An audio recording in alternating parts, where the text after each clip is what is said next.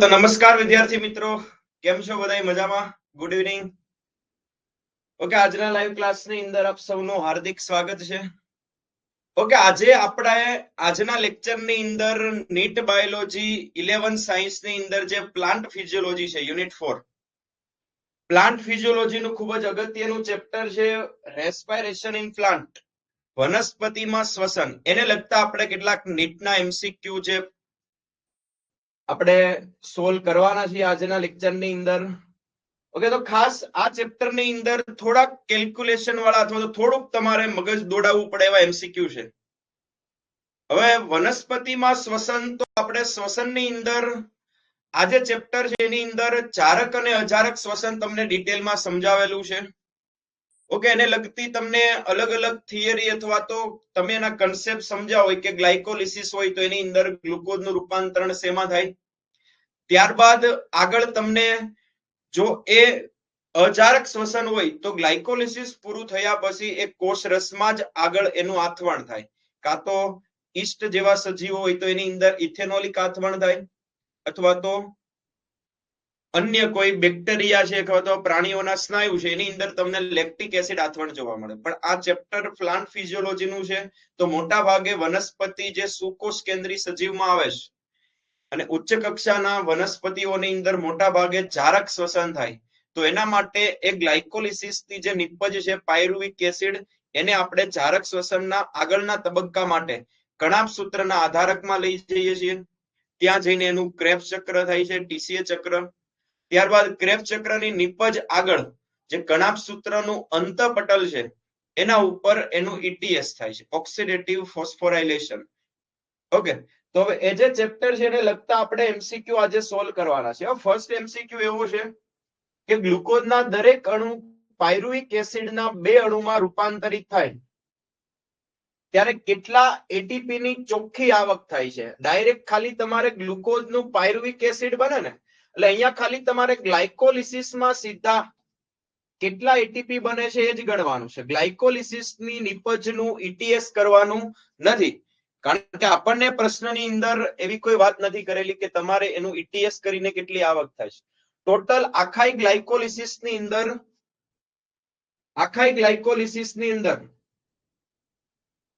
Total 4 ATP નું નિર્માણ થાય છે, પણ ઉપર 2 એટીપી બને છે, એટલે આપણે 2 એટીપી ને બાદ કરવાના થાય.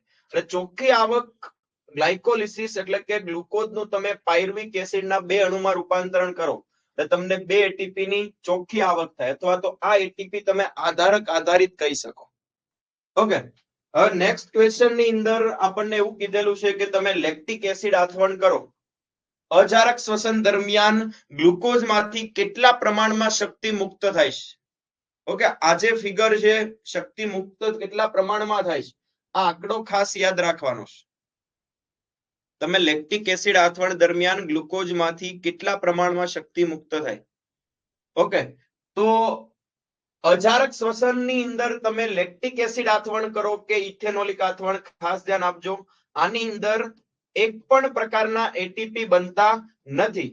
આની પાછળનું કારણ એ છે કે આથવણની અંદર પછી તમે લેક્ટિક એસિડ આથવણ કરો કે ઇથેનોલિક આથવણ, એમાં મુક્ત થતી ઉર્જા 7% કરતા ઓછી છે, અને આટલી ઓછી ઉર્જાએ એટીપી નું સંશ્લેષણ ન થાય.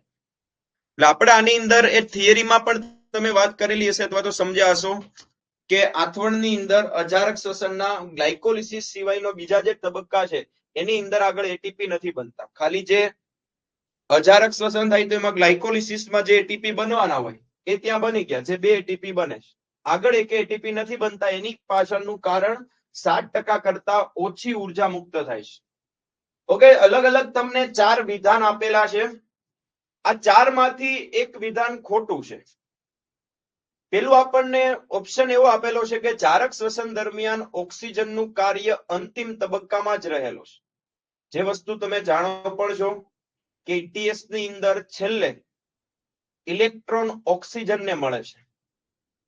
ત્યારબાદ બીજા પ્રશ્નમાં એવું કીધું કે તમે ઈટીએસ દ્વારા NADH2 હોય એના એક અણુમાંથી 2 એટીપી અને FADH2 માંથી 3 એટીપી નું નિર્માણ કરી શકો છો. ત્યારબાદ એટીપી નું સંશ્લેષણ સંકુલ 5 માં થાય F0 F1 પ્રોટીન દ્વારા, શ્વસનમાં ઓક્સિડેશન અને રિડક્શન પ્રતિક્રિયાઓમાં પ્રોટોન ઢોળાશ ઉત્પન્ન કરે છે. કણાભ સૂત્રની અંદર આપણે આંતરપટલ અવકાશમાં પ્રોટોનનું પ્રમાણ વધાર્યું. હવે તમે આ ચારે ઓપ્શન જુઓ ને તો એની અંદર ઓપ્શન બી ની અંદર પ્રોબ્લેમ છે. શું પ્રોબ્લેમ છે કે NaDH2 નો એક અણુ હોય તો એમાંથી 3 એટીપી આવવા જોઈએ અને એક FADH2 માંથી 2 એટીપી આવે. આ ડાવડું કરી નાખેલું છે. કયા વિધાનમાં ભૂલ છે? ઓપ્શન બી ની અંદર. ઓકે, ક્લિયર થાય છે. ત્યારબાદ એક વારનું તમે સાઇટ્રિક એસિડ ચક્ર કરો. સાઇટ્રિક એસિડ ચક્ર એટલે અહીંયા TC અથવા તો ક્રેફ્ટ ચક્રની વાત કરે છે. તો એની અંદર પ્રક્રિયાર્થી સ્તરે કેટલા ફોસ્ફોરાયલેશન થાય. આખું તમે ક્રેફ્ટ ચક્ર પૂરું કરો તેમાં ડાયરેક્ટ આધારક આધારિત કેટલા એટીપી બને. આમ જોવો તો એવું કહેવા માંગે છે ફોસ્ફોરાયલેશન એટલે શું થાય કે તમે કોઈ ક્રેફ્ટ ચક્રમાં આવી પ્રક્રિયા કરી કે એડીપી સાથે ફોસ્ફેટને જોડીને તમે એમાંથી એટીપી બનાવ્યું તો આ પ્રક્રિયાને ફોસ્ફોરાયલેશનની પ્રક્રિયા કહેવાય. તો આવું આખા ક્રેફ્ટ ચક્રમાં કેટલી વાર થાય એવું પૂછે છે. ઓકે, તો તમે જ્યારે ક્રેફ્ટ ચક્ર ભણો ને તો એની અંદર સક્સિનાઇલ કોએન્ઝાઇમ એનું એટલે સક્સિનાઇલ કોએન્ઝાઇમ એ છે એનું રૂપાંતરણ સક્સિનિક એસિડમાં કરો ને ત્યારે એની અંદર એ બંનેની વચ્ચે એક એટીપી નું સંશ્લેષણ થાય એટલે ત્યાં એક ફોસ્ફોરાયલેશન થાય છે. આખા ક્રેફ્ટ ચક્રમાં એક જ જગ્યાએ એટીપી બને છે. એટલે એનો મતલબ કે તમે એવું કહી શકો કે એક જ વાર ફોસ્ફોરાયલેશન થાય છે, બીજે કઈ જગ્યાએ થતું નથી. હવે ગ્લાયકોલિસિસની પ્રક્રિયામાં પ્રથમ અપ્રતિવર્તી ક્રિયા કે જેમાં ગ્લુકોઝનું રૂપાંતરણ, ગ્લાયકોલિસિસનું પ્રથમ સ્ટેપ એમાં ગ્લુકોઝનું રૂપાંતરણ ગ્લુકોઝ 6 ફોસ્ફેટમાં થાય છે. તો આ જે ગ્લુકોઝ 6 ફોસ્ફેટમાં રૂપાંતરણ આપણે કર્યું એના માટે જવાબદાર અહીંયા ઉત્સેચક કયો હોય? આલ્ડોલેઝ, ઇનોલેઝ, ફોસ્ફોફ્રુક્ટોકાઇનેઝ કે હેક્ઝોકાઇનેઝ.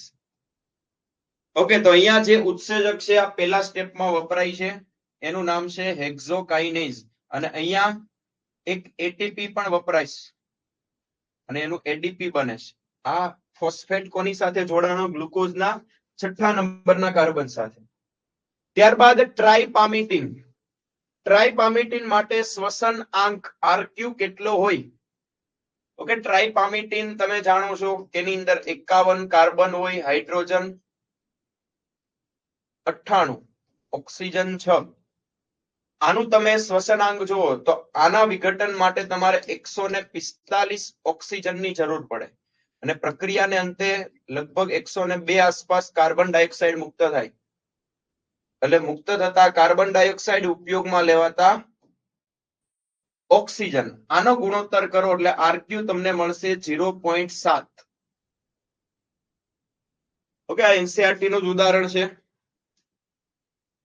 ત્યારબાદ ફરીથી 4 તમને ઓપ્શન આપેલા છે, આમાંથી તમારે ખોટો ઓપ્શન ગોતવાનો છે. આ 4 ઓપ્શન માંથી તમારે ખોટો ઓપ્શન ગોતવાનો છે. પહેલા ઓપ્શનમાં એવું કીધું કે હાઇડ્રોજન ગ્રહણ કરતા NAD જ્યાં સુધી પૂરા પાડવામાં આવે ત્યાં સુધી ગ્લાયકોલિસિસ ચાલ્યા કરે છે. બીજી વસ્તુ એવું કીધી કે TCA ચક્ર માટેના ઉત્સેચક કણાભ સૂત્રના આધારકમાં હોય છે. આપણે વાત કરી કે કણાભ સૂત્રના આધારકમાં ક્રેબ્સ ચક્ર TCA ચક્ર થાય છે. કેમ ત્યાં થાય છે? કારણ કે એના માટે જરૂરી ઉત્સેચક કણાભ સૂત્રના આધારકમાં છે. સી ઓપ્શનમાં એવું કીધું કે કણાભ સૂત્રના બાહ્ય પટલમાં ઓક્સિડેટિવ ફોસ્ફોરાયલેશન ETS થાય છે અને ગ્લાયકોલિસિસ કોષ રસના આધારકમાં થાય છે. એટલે અહીંયા તમને ભૂલ પકડાઈ ગઈ હશે બધા બાળકોને. અહીંયા બાહ્ય પટલ નો આવે, અહીંયા આવવું જોઈએ અંતઃપટલ, ક્રિસ્ટી ઉપર થાય. એટલે આ જે સી ઓપ્શન છે આ 4 માંથી ખોટો છે. ઓકે, ત્યારબાદ ગ્લુકોઝના સંપૂર્ણ ઓક્સિડેશન દ્વારા એડીપી માંથી વધુ માત્રામાં એટીપી અણુનું નિર્માણ કયા તબક્કામાં થાય? તમે એક ગ્લુકોઝનું જારક શ્વસન કરો તેમાં ગ્લાયકોલિસિસ આવશે, ક્રેબ્સ ચક્ર આવશે. ક્રેબ્સ ચક્ર અને ગ્લાયકોલિસિસની વચ્ચે એક મધ્યવર્તી પ્રક્રિયા થાય છે અને છેલ્લે ETS કરીએ છીએ આપણે. તો આ બધાયમાંથી સૌથી વધુ એટીપી, ટોટલ એક ગ્લુકોઝમાંથી 38 એટીપી તમે કાઉન્ટ કરો છો તો 38 માંથી આ ગ્લાયકોલિસિસ માંથી કેટલા બને, ક્રેબ્સ ચક્રના કેટલા બને, અથવા તો સૌથી વધુ ક્યાં બને છે?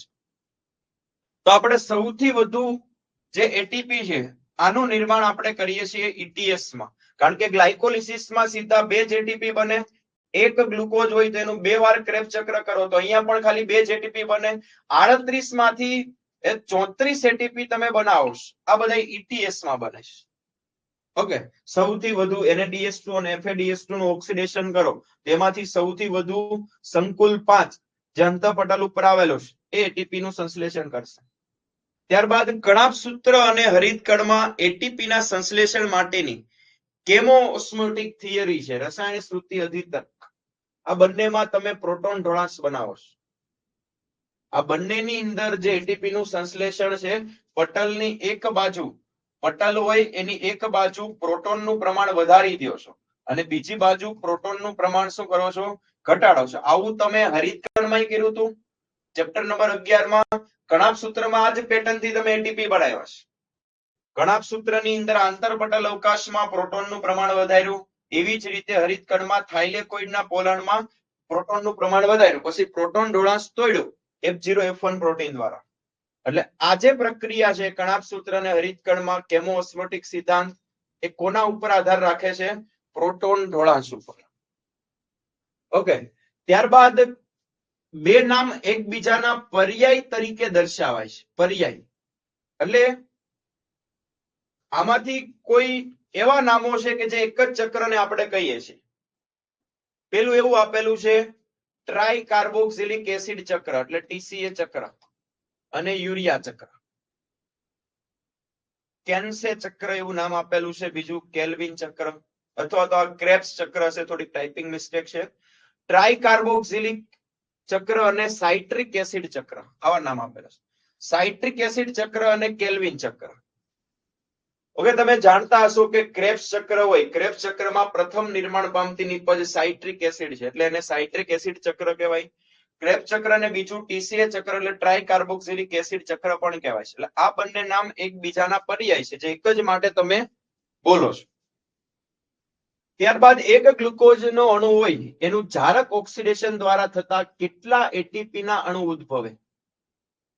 એક ગ્લુકોઝનું તમે જારક શ્વસન કરો, ઓકે, આ ગણતરી અથવા તો આજે આંકડો છે બધાને ખબર જ છે, 38 એટીપી બને. પણ ખાસ ધ્યાન આપવાનું કે ઘણી વાર MCQ માં 38 ઓપ્શનમાં નથી, 36 લખેલો છે. ધ્યાન આપજો. ઘણી વાર એવું બને કે એક ગ્લુકોઝનું સંપૂર્ણ વિઘટન કરો, આખા ગ્લુકોઝનું બધું કરી નાખો, ગ્લાયકોલિસિસ, ક્રેબ્સ ચક્ર, ETS, તો કોઈક વાર ઓપ્શનમાં 38 નો હોય, 36 હોય. તો તમારે 36 ટીક કરવાનું થશે. કેમ? તો આમાંથી 2 એટીપી કયા બાદ કર્યા?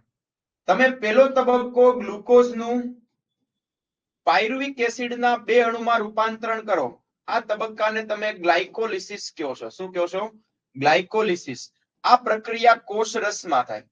હવે તમારે ગ્લુકોઝનું સંપૂર્ણ વિઘટન કરવું છે તો હવે આગળની પ્રક્રિયા કણાભ સૂત્રના આધારકમાં થાય. અહીંયા તો આ બંને પાયરુવિક એસિડને તમારે કણાભ સૂત્રના આધારકમાં સ્થળાંતરણ કરવા છે.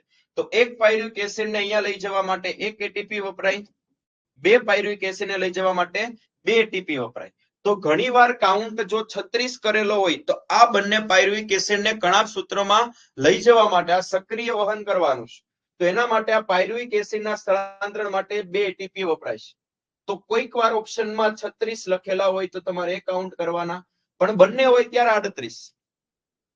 ઘણાના હોય પ્રશ્ન જાગ્યો હશે કે આ 36 38 બંને ઓપ્શનમાં હોય તો પેલી પ્રાયોરિટી 38 ને આપવાની, 38 નો હોય તો તમારે કાઉન્ટ કેટલા લખવાના છે? 36. ઓકે, હવે ક્રેબ્સ ચક્રમાં FAD ઇલેક્ટ્રોન ગ્રાહક તરીકે કોના રૂપાંતરણ દરમિયાન ભાગ લેશે? FADH2 ક્યારે બને? મતલબમાં એવું કહી છે કે તમે આખું ક્રેબ્સ ચક્ર ચલાવો, તેમાં કોઈક જગ્યાએ તમે FADH2 બનાવો છો, તો આજે FADH2 છે કોની કોની વચ્ચે બને છે?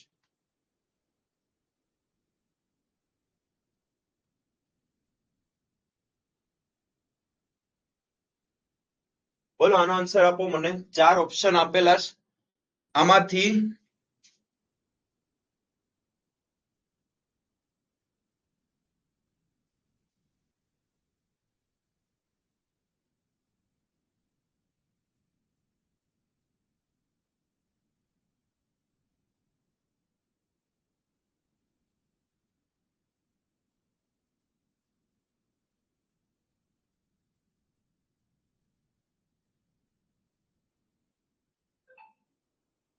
ઓકે, સક્સિનિક એસિડ નું મોટા ભાગનો આન્સર આવો છે. સક્સિનિક એસિડ નું ફ્યુમેરિક એસિડમાં રૂપાંતરણ થાય, આની વચ્ચે તમે FADH2 નું નિર્માણ કરો છો. ત્યારબાદ ઓક્સિડેટિવ ફોસ્ફોરાયલેશનમાં સમાંતરે ઓક્સિડેશન અને ફોસ્ફોરાયલેશન દર્શાવાય, તેના અંતે શું નિર્માણ પામે છે? તમે ઓક્સિડેટિવ ફોસ્ફોરાયલેશનમાં સમયાંતરે ઓક્સિડેશન અને ફોસ્ફોરાયલેશન દર્શાવાય છે, તો આના અંતે શેનું નિર્માણ થાય છે? કયો આન્સર આવશે?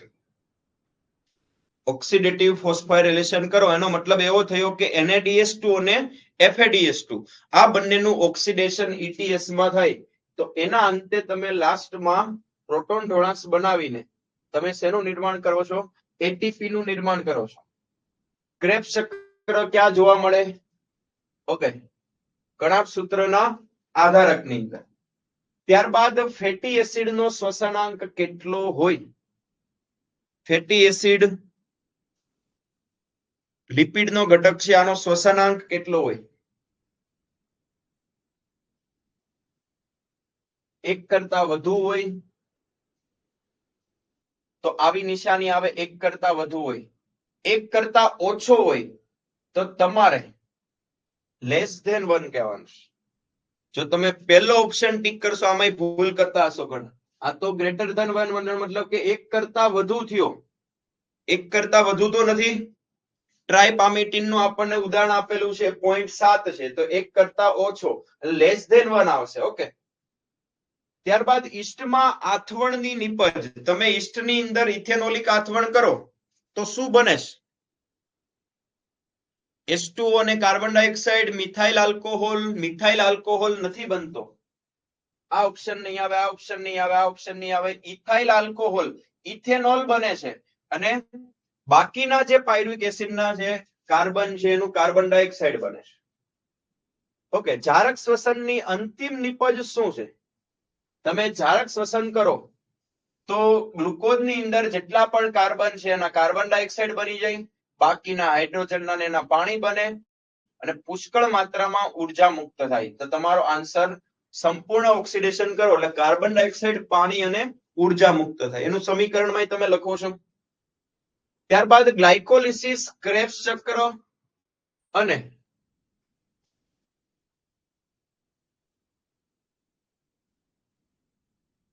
કોઈ પણ ફેટી એસિડ છે, કાર્બોદિત છે, ચરબી છે, આ બધાની ચયાપચય વચ્ચેની કડી.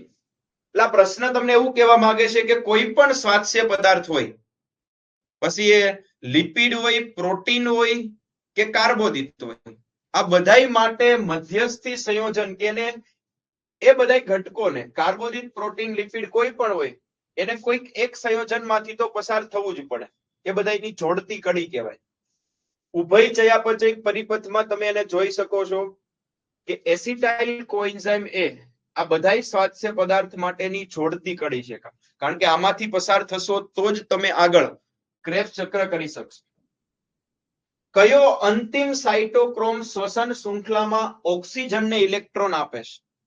ઓકે, તમે સંકુલ 4 ની અંદર જોવો ને, સંકુલ 4, તો એની અંદર સૌથી પહેલા કોપર એ હોય, અહીંયા કોપર બી હોય, એની વચ્ચે 2 સાઇટોક્રોમ આવેલા હોય, સાઇટોક્રોમ એ અને બીજો હોય સાઇટોક્રોમ A3. ત્યાંથી ઇલેક્ટ્રોન કોપર બી ને મળે અને અહીંયાથી ઓક્સિજન ને મળે. તમને પ્રશ્નમાં સાઇટોક્રોમ કીધેલો છે, તો સાઇટોક્રોમ છેલ્લે કયો આવે? સાઇટોક્રોમ A3 આવે. સંકુલ 4 ની અંદર છેલ્લો સાઇટોક્રોમ કયો છે? A3. એટલે તમારો આન્સર એ બનશે. ત્યારબાદ ગ્લાયકોલિસિસ ની અંતિમ નિપજ, ગ્લાયકોલિસિસ પૂરું થાય એટલે બધા જાણો છો કે છેલ્લે એક ગ્લુકોઝમાંથી 2 પાયરુવિક એસિડ બને. ત્યારબાદ ઈએમપી દ્વારા કુલ કેટલા એટીપી ઉત્પન્ન થાય?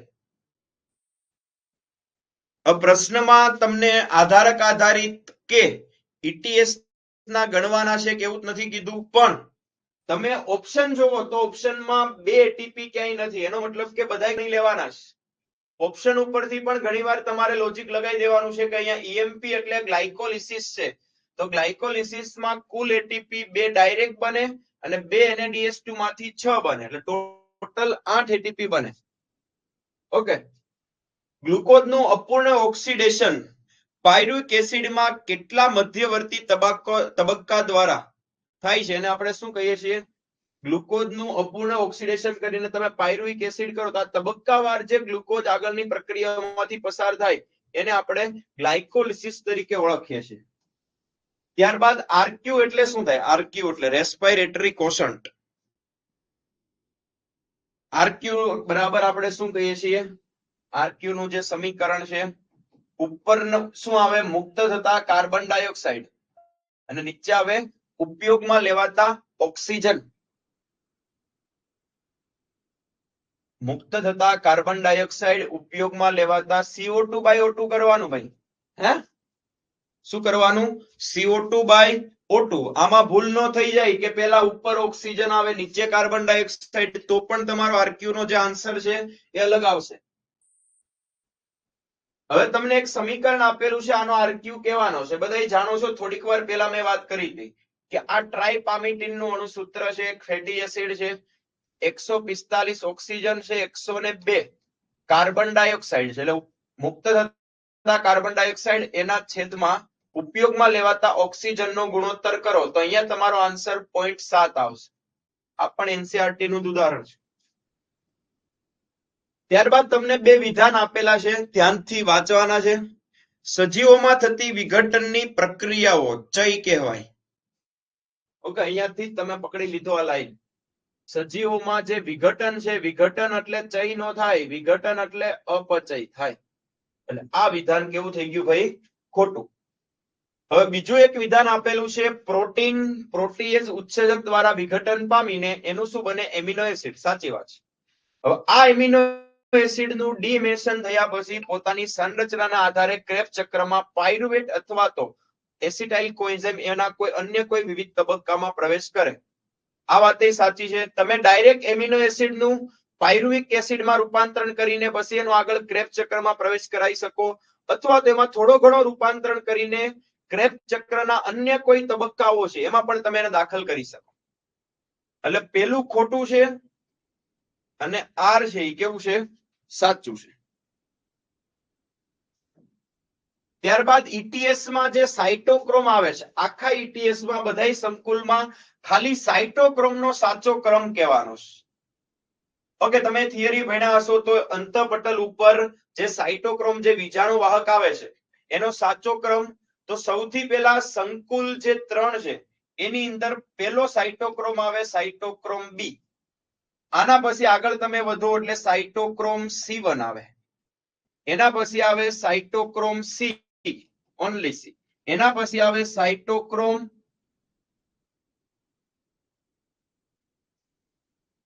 A3. પેલા એ આવશે ને પછી શું આવશે? A3 આવશે. તમારો આન્સર શું બનશે?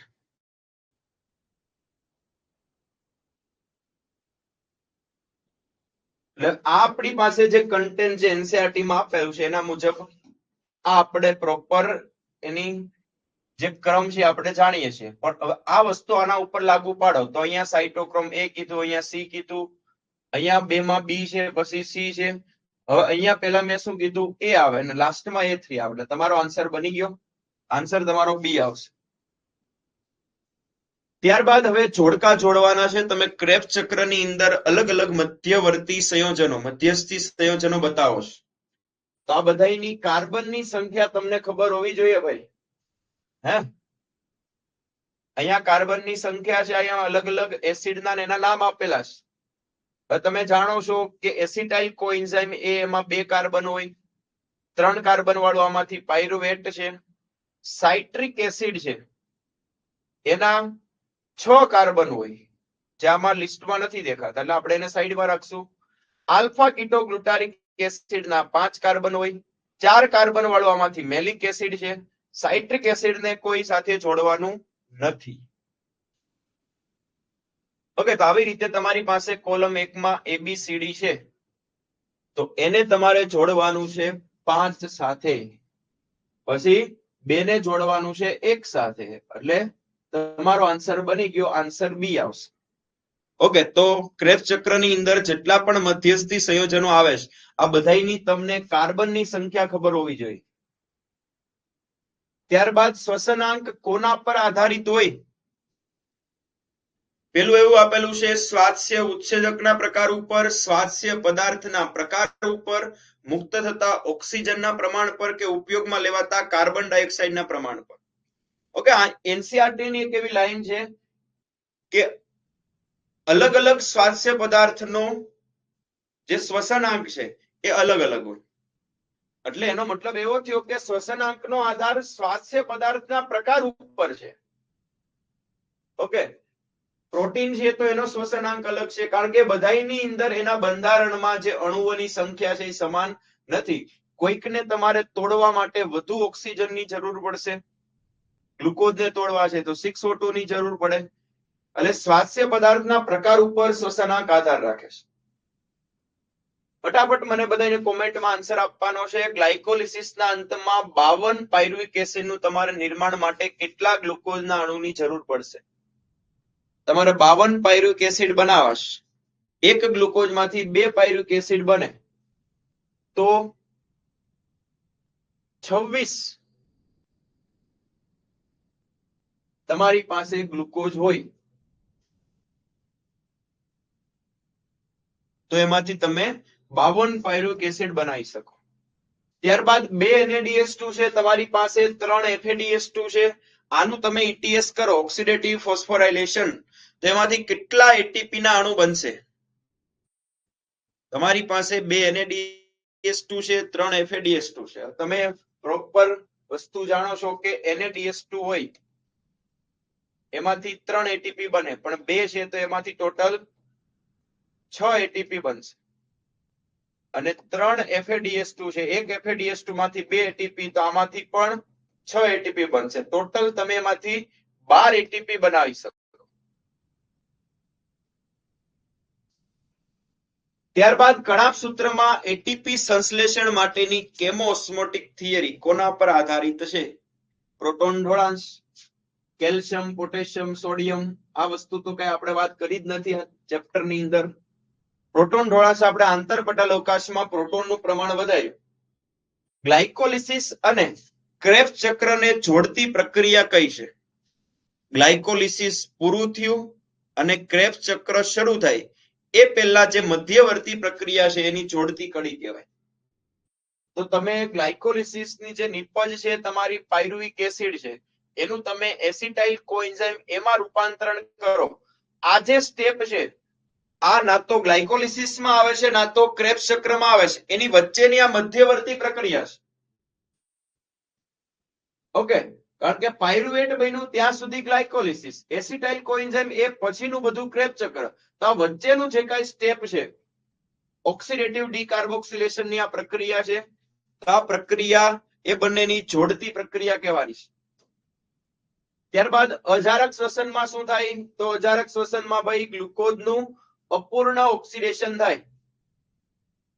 આગળનો ક્વેશ્ચન, કઈ પ્રક્રિયામાં કોષોમાં ઓક્સિડેશનની ક્રિયા દ્વારા કાર્બન કાર્બન વચ્ચે બંધનું સંયોજન તૂટવાથી નિશ્ચિત પ્રમાણમાં શક્તિ મુક્ત થાય છે? આવું તમે કાર્બન કાર્બન વચ્ચે બંધ કેમાં તોડો છો? તમારી પાસે આવી રીતે ગ્લુકોઝ છે, તો આ ગ્લુકોઝના બધાય બંધો તોડો છો, એના બનાવો છો કાર્બન ડાયોક્સાઇડ. બંધ તૂટે એટલે ઉર્જા મુક્ત થાય છે. તો આ ઉર્જા બનાવવાની ક્રિયા એને આપણે શ્વસન કહીએ છીએ. ત્યારબાદ આમાંથી એક વિધાન એવું છે જે ખોટું છે. સાચું વિધાન કયું નથી એવું ગોતવાનું છે. પેલું એવું કીધું છે ભાઈ ગ્લાયકોલિસિસ કોષના આધારકમાં થાય, તો સાચી વાત છે. ગ્લાયકોલિસિસ બધા જ યુકેરિયોટિક સજીવોમાં સામાન્ય છે, સુકોષ કેન્દ્રીમાં. અજારક શ્વસનની શરૂઆત ગ્લાયકોલિસિસ થી થાય છે અને જારક શ્વસનની શરૂઆત ક્રેબ્સ ચક્રથી થાય છે. ઓકે, ઉપરના ત્રણેય તો સાચા છે, પણ જારક શ્વસન હોય કે અજારક શ્વસન બંનેની શરૂઆત ગ્લાયકોલિસિસ થી જ થાય. છેલ્લો ઓપ્શન ક્રેબ્સ ચક્રથી શરૂઆત, આ વાત ખોટી છે ભાઈ. શ્વસનને કેવી પ્રક્રિયા કહેવાની? શ્વસનને તમારી પાસે બે છે, એક પ્રકાશ સંશ્લેષણ અને એક શ્વસન વનસ્પતિમાં. તો પ્રકાશ સંશ્લેષણમાં તમે ઉર્જા આપી, કંઈક તમે ત્યાં સંશ્લેષણ કર્યું, તો પ્રકાશ સંશ્લેષણ શક્તિ ગ્રાહી કહેવાય. તો શ્વસન પ્રક્રિયામાં ઉર્જા મુક્ત થાય તો એને શક્તિ ત્યાગી ક્રિયા કહેવાય. ટ્રાઇપામિટીન નો આરક્યુ રિપીટ છે ક્વેશ્ચન. આગળ, પાયરુવિક એસિડ માંથી એસિટાઇલ કોએન્ઝાઇમ એ બનવા માટે કયો ઉત્સેચક જરૂરી છે? ખાસ યાદ રાખજો ભાઈ. તમે પાયરુવિક એસિડ માંથી એસિટાઇલ કોએન્ઝાઇમ, આ મધ્યવર્તી પ્રક્રિયા છે, ક્રેબ્સ ચક્રની પહેલા થાય છે. તો આના માટે તમે ઉત્સેચક કયો વાપરો છો? પ્રક્રિયાનું નામ મને ખબર છે, ઓક્સિડેટિવ ડીકાર્બોક્સિલેશનની પ્રક્રિયા છે. આ પ્રક્રિયામાં કયો ઉત્સેચક વપરાય છે? તમે મધ્યવર્તી પ્રક્રિયા કરીને એમાં બાજુમાં તમે આ વાત કરેલી છે. ઓકે, આ જે ઉત્સેચક છે એનું નામ છે પાયરુવેટ ડિહાઇડ્રોજિનેઝ. કારણ કે તમારે પાયરુવિક એસિડ નું ઓક્સિડેશન કરવું છે, તો એના માટે તમારે આ ઉત્સેચક વાપરવો પડશે. ફરીથી બે વિધાન આપેલા છે, કયા સાચા કયા ખોટા કહેવાના છે. ઓક્ઝેલો એસિટિક એસિડ OAA અને પાણી સાથે એસિટાઇલ ગ્રુપ જોડાવાથી ક્રેબ્સ ચક્રની શરૂઆત થાય છે અને સાઇટ્રિક એસિડ બને છે.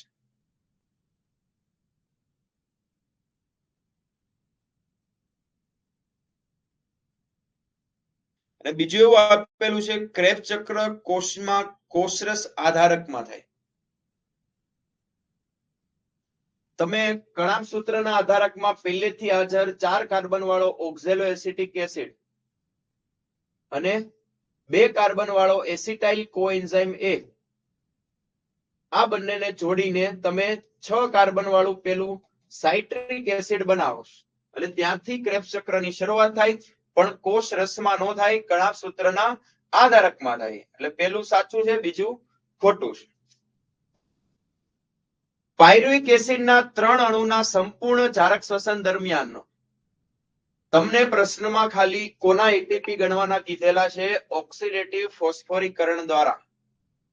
તમારી પાસે 3 પાયરુવિક એસિડના અણુ છે, આનું તમારે ખાલી આગળ વિઘટન કરીને ETS દ્વારા કેટલા એટીપી બનાવશો? પાયરુવિક એસિડ થી આગળ જવાનું, આખું ક્રેબ્સ ચક્ર ફેરવવાનું, 3 વાર ફેરવવાનું, એની જે નિપજ બને NADH2 FADH2 એનું તમારે ETS કરવાનું, અને પછી કેટલા એટીપી બને તમારે કાઉન્ટ કરવાનું.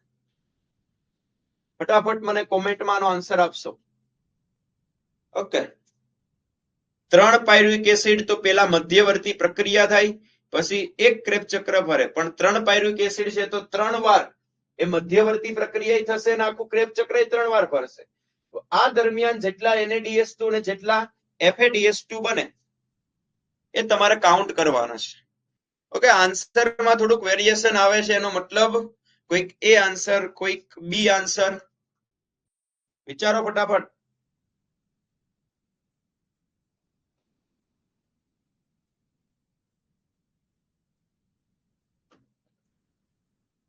સીધી પેલી આપણી શોર્ટકટ કી લગાવવાની ભાઈ, હા ને. ટોટલ તમે એક પાયરુવિક એસિડ હોય, એક પાયરુવિક એસિડ આગળ આવી રીતે ક્રેબ્સ ચક્ર ફરે, તો 1, 3, 5, 7 અને 9 આટલી જગ્યાએ ડિહાઇડ્રોજિનેશન થાય. એમાં 4 જગ્યાએ NADH2 બને અને એક જગ્યાએ શું બને છે? FADH2. આવું ક્યારે? એક પાયરુવિક એસિડ હોય ત્યારે 4 NADH2 અને 1 FADH2 બને. પણ તમારી પાસે 3 પાયરુવિક એસિડ છે, તો 4 તેરીને 12 NADH2 બનશે અને 3 FADH2 બનશે. હવે આનું તમારે ETS કરવાનું, તો કેટલા એટીપી? 12 તેરીને 36 એટીપી, 3 દુ 6 એટીપી, 6 6 12, 42 આન્સર આવે. ઓકે, 42 વાળા એક્ઝેક્ટ તમે પ્રોપર વ્યવસ્થિત રીતે વિચારેલું છે. સીધી કી જ મૂકી દેવાની, 1 3 5 7 9. ઓકે, ક્લિયર થઈ ગયું. ફરીથી, ગ્લાયકોલિસિસના ફોસ્ફોરીકરણ તબક્કાની પ્રથમ નિપજ. ગ્લાયકોલિસિસમાં ફોસ્ફોરીકરણનો પ્રથમ પ્રથમ તબક્કો કરો. તમારી પાસે 6 કાર્બન વાળું ગ્લુકોઝ છે. આનું ફોસ્ફોરીકરણ થાય એટલે ગ્લુકોઝ સાથે એક ફોસ્ફેટ જોડાય એટલે અહીંયા એક એટીપી વાપર્યો. તો આ ફોસ્ફેટ તમે ગ્લુકોઝના 6થા નંબરના કાર્બન સાથે જોડી દીધો. તો આ જે પ્રક્રિયા ગ્લુકોઝ કહેવાય ફોસ્ફોરીકરણ. અહીંયા હેક્ઝોકાઇનેઝ ઉત્સેચક વાપર્યો. તમારી આ પ્રથમ નિપજ બની ગ્લુકોઝ 6 ફોસ્ફેટ. 6 કાર્બન યુક્ત આમાંથી કોણ છે 6 કાર્બન વાળો ભાઈ? આલ્ફા કીટોગ્લુટારિક એસિડ પાસે 5 કાર્બન હોય. કેટલા હોય? 5. ઓક્ઝેલો એસિટિક એસિડ પાસે 4 કાર્બન હોય. મેલિક એસિડ પણ 4 કાર્બન વાળો. તો વૈધો ભાઈ કયો? સાઇટ્રિક એસિડ કે જેની પાસે 6 કાર્બન છે. ઓકે. ત્યારબાદ ઈએમપી પથવેને બીજું ગ્લાયકોલિસિસ કહેવાય. બધાને ખબર છે કે ઈએમપી પથ શું કામ એને કીધું? 3 વૈજ્ઞાનિકના નામ છે એમ્બેડન્ટ, ઓટો મેયરહોફ અને જે બર્નાસ. ઓકે. ક્રેબ ચક્ર કણાભ સૂત્રના મેટ્રિક્સમાં થાય. મેટ્રિક્સમાં ફરીથી ગ્લુકોઝના 10 અણુના જારક શ્વસન દરમિયાન કેટલા કાર્બન ડાયોક્સાઇડ મુક્ત થાય? ગ્લુકોઝના 10 અણુ છે. આ 10 અણુનું જારક શ્વસન કરો. જારક શ્વસન એટલે સંપૂર્ણ વિઘટન કરો એટલે જેટલા એની પાસે કાર્બન હોય એ બધાયના કાર્બન ડાયોક્સાઇડ બની જાય. એક ગ્લુકોઝની અંદર 6 કાર્બન હોય તો 10 ની અંદર 60 કાર્બન થાય તો એના 60 કાર્બન ડાયોક્સાઇડ બને. હા કે ના? હા કે ના? ઓકે. એમ્ફીબોલિક પથમાં ફેટી એસિડનું વિઘટન. ફેટી એસિડને તમે શેમાં રૂપાંતરણ કર્યું? એમ્ફીબોલિક પરિપથ છે એમાં લિપિડનું તમે ફેટી એસિડ અને ગ્લિસરોલ બનાવ્યું. ગ્લિસરોલનું તમે પીજીએલ બનાવ્યું હતું. ઓકે. તો આ ફેટી એસિડનું શું બનાવો છો? એનું રૂપાંતરણ શેમાં કરો છો? ફેટી એસિડનું 46. પીજીએલ નહીં આવે. ડીએચએપી આવશે કે નહીં આવે? Pyruvic acid. પછી છે એસિટાઇલ કોએન્ઝાઇમ એ. ઓકે. આપણે એમ્ફીબોલિક પથ છે એની અંદર આખો જે શ્વસન પરિપથ છે એમાં ફેટી એસિડને તમે એસિટાઇલ કોએન્ઝાઇમ એમાં રૂપાંતરણ કરો છો. ઓકે. આલ્ફા કીટોગ્લુટારિક એસિડ તમે ક્રેબ્સ ચક્ર આવી રીતે જોવો ને એમાં અહીંયા ક્યાંક આલ્ફા કીટોગ્લુટારિક એસિડ બને છે. કોણ બને છે? Alpha ketoglutaric acid. એમાંથી અહીંયા ક્યાંક મેલિક એસિડ બને. તો આવા તમારે 5 વાર રાઉન્ડ ચલાવવાના. તમારી પાસે 5 આલ્ફા કીટોગ્લુટારિક એસિડનું 5 મેલિક એસિડમાં રૂપાંતરણ કરો. તો આ તબક્કામાં કેટલા NADH2 કેટલા FADH2 અને સીધા કેટલા એટીપી બનશે એટલાની વચ્ચે?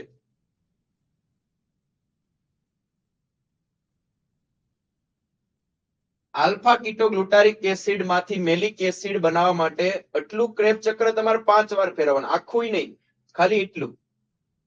તો આની વચ્ચે કેટલા NADH2 કેટલા FADH2 અને કેટલા એટીપી બને એ તમારે કહેવાના છે.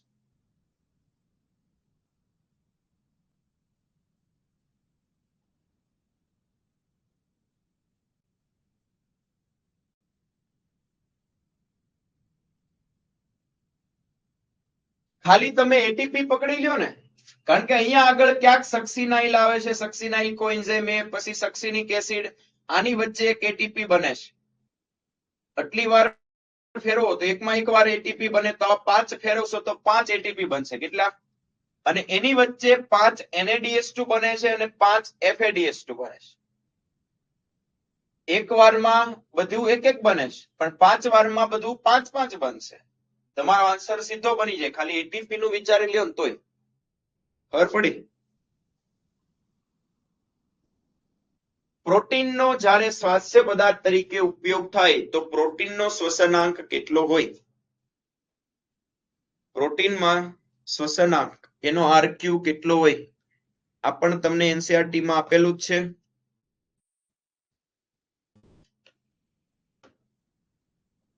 ઓકે. પ્રોટીનનો શ્વસનાંક કેટલો હોય? 0.9. પ્રોટીનનો શ્વસનાંક કેટલો હશે 0.9, એ પણ 1 કરતા ઓછો જ હોય. ત્યારબાદ જો પીજીએલ ના 3 અણુ ગ્લાયકોલિસિસ પૂર્ણ કરે તો એટીપી અને NADH2 ના કેટલા અણુ બને? તમે આખો ગ્લાયકોલિસિસ નો ચાર્ટ જોવો ને તો પીજીએલ નું તમે આગળ પાયરુવિક એસિડમાં રૂપાંતરણ કરો. તમે જે એનસીઆરટી માં અથવા તો તમે જે થિયરીમાં ભણેલા છો એની અંદર 2 પીજીએલ ના અણુ બનાવ્યા હતા, ત્યારે 2 પાયરુવિક એસિડ બન્યા હતા. પણ હવે આમાં એક એક્સ્ટ્રા પીજીએલ કીધેલો છે એટલે 3 પાયરુવિક એસિડ બનશે. તો આની વચ્ચે કુલ કેટલા એટીપી અને NADH2 બનશે? જો નોર્મલી તમે એનસીઆરટી માં જે ભણ્યા છો કન્ટેન્ટ એ પ્રમાણે વાત કરો તો 2 પીજીએલ હોય ત્યારે અહીંયા 2 NADH2 બને, પછી 2 એટીપી વચ્ચે ક્યાંક બને છે, ફરીથી 2 એટીપી બને છે. આવું ક્યારે? 2 પીજીએલ હોય ત્યારે. પણ હવે 3 પીજીએલ છે તો આ 2 ની જગ્યાએ અહીંયા 3 બનશે, આ 3 બનશે, આ 3 બનશે. ટોટલ 6 એટીપી બનશે અને 3 NADH2. ઓકે, આન્સર બની ગયો. 6 એટીપી અને 3 NADH2. કેનો ખબર પડી? પડી ખબર?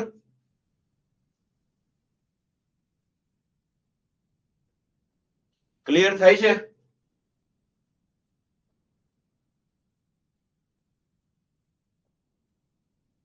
ઓકે, ફરીથી આગળ પ્રોટીનના અણુને શ્વસન પથમાં દાખલ થવું છે તો સૌ પ્રથમ એને શેમાં રૂપાંતરણ થવું પડે? ડાયરેક્ટ પ્રોટીનનું શ્વસન ન થાય ભાઈ.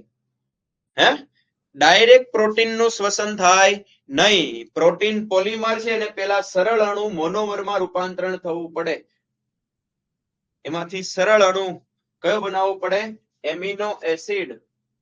અને આ એમિનો એસિડ પછી શ્વસન પરિપથમાં પાયરુવિક એસિડ બનીને એમાં દાખલ થઈ શકે છે. હવે આ એક તમને સમીકરણ આપેલું છે. આ સમીકરણમાં કઈક ભૂલ છે તો આમાં કઈ વસ્તુ તમે એડ કરી દો તો આ સમીકરણ સાચું થઈ જાય. નોર્મલી તમને જે એનસીઆરટી માં સમીકરણ આપેલું છે એમાં કાર્બન 51 લખેલા છે, આ હાઇડ્રોજન 98 લખેલા અને ઓક્સિજન 6 લખેલા છે. 51 98 6 51 98 6 આવું ટ્રાઇપામિટીન હોય. અને અહીંયા 89 નહીં 98 પાણીના અણુ મુક્ત થાય છે. આ બંને વસ્તુ ઓકે છે, એમાં ભૂલ નથી. એટલે તમારો આન્સર ડી બનશે ભાઈ, 51 98 6. ઓકે,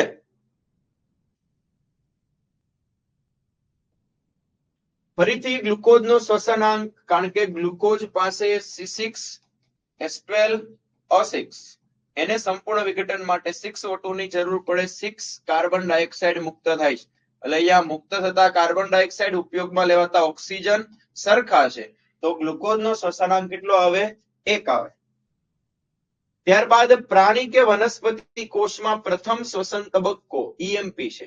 EMP પથનું બીજું નામ TCA ચક્ર છે. ઓકે, તો તમને 2 વિધાન આપેલા છે 53 ના MCQ ની અંદર 53 માં. તો આમાં કયો સાચો કયો ખોટો એ કહેવાનો છે.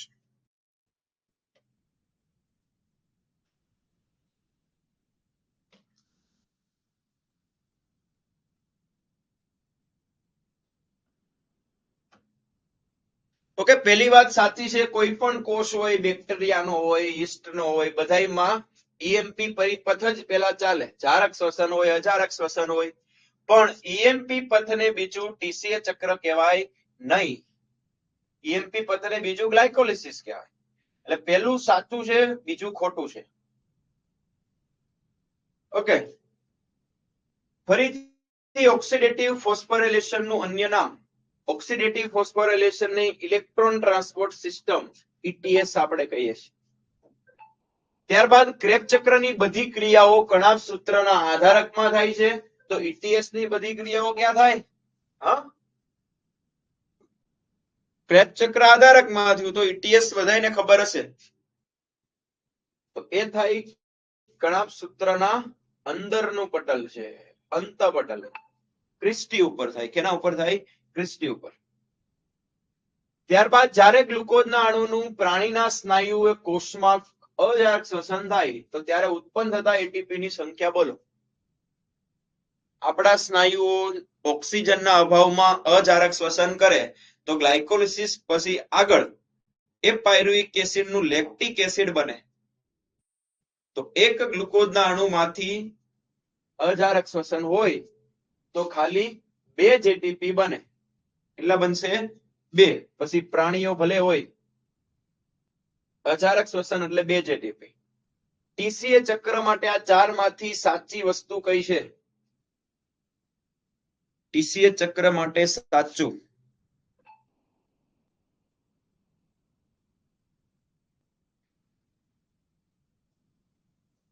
ઓકે, ખાલી ક્રેબ ચક્ર કીધેલું છે. ધ્યાન આપજો, આપણી જે શોર્ટકટ કી છે એમાં પાયરુવિક એસિડ નું એસિટાઇલ કોએન્ઝાઇમ એ બને,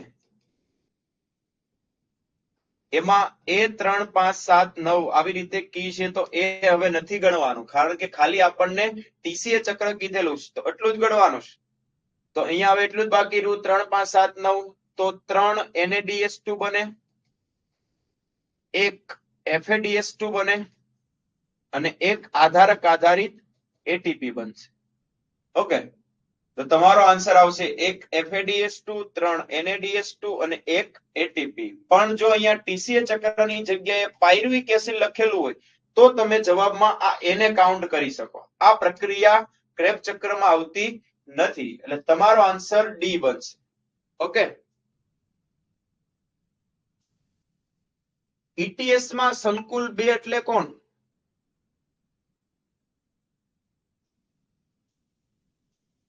સંકુલ 5 ને એટીપી સિન્થેટેઝ કહેવાય. સાઇટોક્રોમ સી ઓક્સિડેઝ સંકુલ 4 છે. સંકુલ 2 માં FADH2 નું ઓક્સિડેશન થાય છે. સંકુલ 2 એટલે કે ત્યાં તમે FADH2 નું શું કરો છો? ઓક્સિડેશન. સંકુલ 1 માં NADH2 નું ઓક્સિડેશન કરો છો. ઓકે, બાકી સંકુલ 2 ની અંદર આવા બીજાનો વાહક નથી, એટલે તમે આ પણ ટીક નહીં કરી શકો. તમારો આન્સર કયો બનશે? FADH2. ઓકે, ત્યારબાદ ગ્લાયકોલિસિસમાં ફોસ્ફોરીકરણ દરમિયાન કઈ 3 કાર્બન વાળી શર્કરા, આપણે ગ્લાયકોલિસિસની વાત કરતા ત્યારે આપણે વાત કરી હતી કે આવા એમસીક્યુ આવે કે કઈ શર્કરા એવી છે કે એકમેકમાં રૂપાંતરણ થઈ શકે છે. આમાંથી કઈ શર્કરા એવી છે કે એનું રૂપાંતરણ, કારણ કે બંને એકબીજાના આઇસોમર છે, સમઘટક છે. તમે આઇસોમરેજ ઉત્સેચકની મદદથી તમે એનું એકમેકમાં રૂપાંતરણ કરી શકો છો. ઓકે, તમે શોર્ટમાં ગ્લાયકોલિસિસમાં આવી રીતે લખેલું હતું PGL અને DHAP, આ બંનેને તમે એકમેકમાં રૂપાંતરણ કરી શકો. PGL એટલે ફોસ્ફોગ્લિસરાલ્ડિહાઇડ ડાયહાઇડ્રોક્સી એસિટોન ફોસ્ફેટ. તમારો આન્સર ડી બનશે. ઓકે, ત્યારબાદ ગ્લુકોઝના 2 અણુનું પૂર્ણ વિઘટન થાય તો 1 માંથી 6 તો 2 માંથી 12 કાર્બન ડાયોક્સાઇડના અણુ મુક્ત થાય. ત્યારબાદ ગ્લાયકોલિસિસમાં માત્ર અપચય પ્રક્રિયાઓનો સમાવેશ થાય છે, પણ એમ્ફીબોલિક પથમાં ચય અને અપચય બંને પ્રક્રિયાઓનો સમાવેશ થાય. આવા 2 તમને વિધાન આપેલા છે. ઓકે, આમાંથી સાચું વિધાન કયું છે એ તમારે કહેવાનું છે. દેખાય છે આમાં કઈ ભૂલ 2 વિધાનમાં?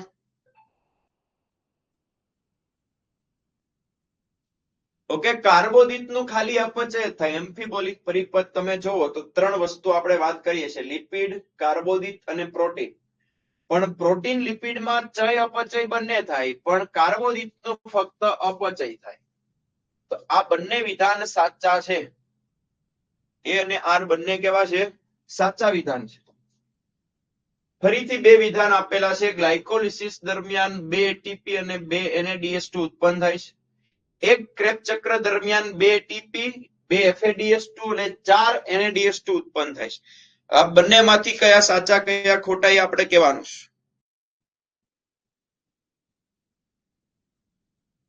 કરો તો આનો કોમેન્ટ. 62 ની અંદર શું આવશે?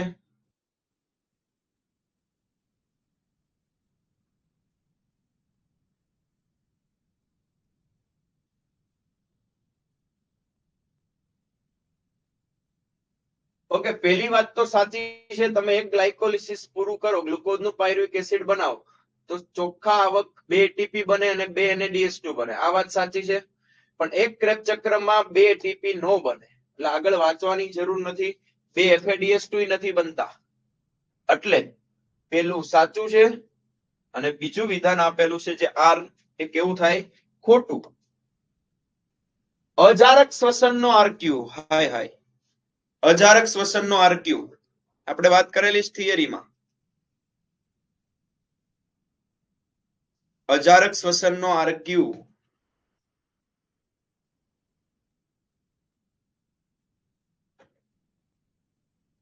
કારણ કે અજારક શ્વસનમાં ઉપયોગમાં લેવાતા ઓક્સિજન કેવા હોય? 0 હોય. તો કોઈ વેલ્યુને ડિવાઈડ બાય 0 કરો એટલે તમારો આન્સર ઇન્ફિનિટી, અનંત આવશે. અજારક શ્વસનનો આરક્યુ કેવો હોય? અનંત. ખાસ યાદ રાખજો. ઓક્ઝેલો એસિટિક એસિડ OAA આ એક કાર્બનિક એસિડ છે. આનો શ્વસનાંક કેટલો હોય?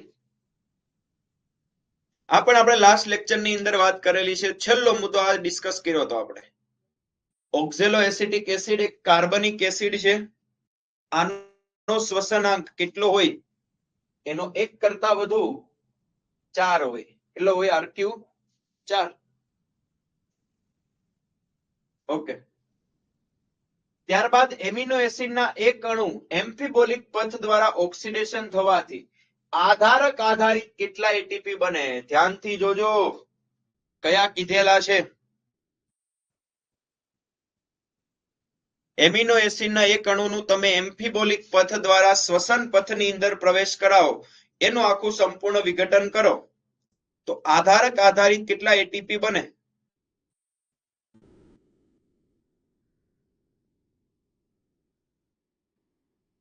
બોલો. ખાસ ધ્યાન આપજો કે આધારક આધારિત કીધેલા છે, કુલ બધાય નથી કીધા. આધારક આધારિત એટલે ક્રેબ ચક્રમાં એક જ આધારક આધારિત એટીપી બને.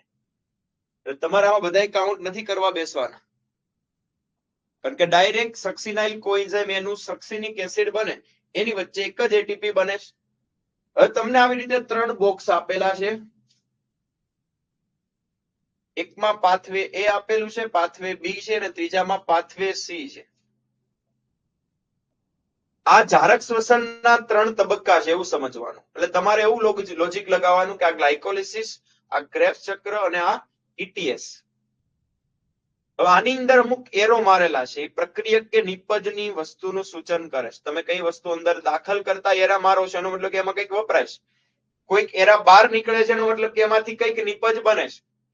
હવે પાછળ પ્રશ્નમાં એવું જોડ્યું કે 4 નંબર, 8 નંબર અને આ 12 નંબરના એરા આપણને આ 4 માંથી, આ 4 ઓપ્શન માંથી કઈ વસ્તુ બતાવે છે? કે પાણી હશે, એ એટીપી હશે, કે NADH હશે, કે FADH હશે?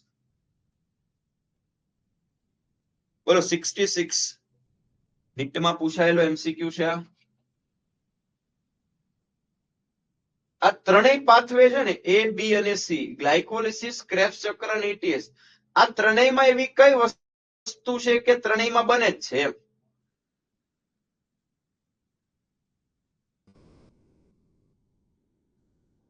ખબર પડી કે ન પડી? તમે ગ્લુકોઝનું જારક શ્વસનમાં ગ્લાયકોલિસિસ કરો, ક્રેબ્સ ચક્ર કરો, ETS, આ ત્રણેયમાં એક એવી આ 4 માંથી નિપજ છે કે જે ત્રણેયમાં મુક્ત થાય છે, ત્રણેયમાં બને છે. જેમ કે સમજો કે તમે પેલા પાણીનું વિચારો ને, તો પાણી બધાયમાં મુક્ત નથી થતું. છેલ્લે તમે ETS માં ઓક્સિજનને ઇલેક્ટ્રોન આપો ત્યારે પાણીનો અણુ બને છે, પણ આ બધાયમાં કે પાણીનો અણુ બનાવતા નથી. હવે FADH2 ખાલી ક્રેબ્સ ચક્રમાં જ બને, વચ્ચેના પાથવેમાં, એટલે પણ નો આવે. NADH આ બંનેમાં બને પણ આમાં તૂટે છે, આમાં બનતો નથી. આ મુક્ત થતા એરાનો મતલબ કે કંઈક સંશ્લેષણ પામે છે. એટીપી એક એવું છે કે જે ગ્લાયકોલિસિસમાં બને, ક્રેબ્સ ચક્રમાં સીધો એટીપી બને અને ETS તો ઢગલાબંધ બનાવે. ખબર પડી? તો આમાં એટીપી એક વસ્તુ એવી છે કે તમને ત્રણેય પાથવેની અંદર કોમન વસ્તુ જોવા મળે છે સંશ્લેષણમાં. ઓકે, આ વસ્તુ ક્લિયર થઈ હોય તો મને હા લખો એટલે હું આગળ વધુ ફટાફટ.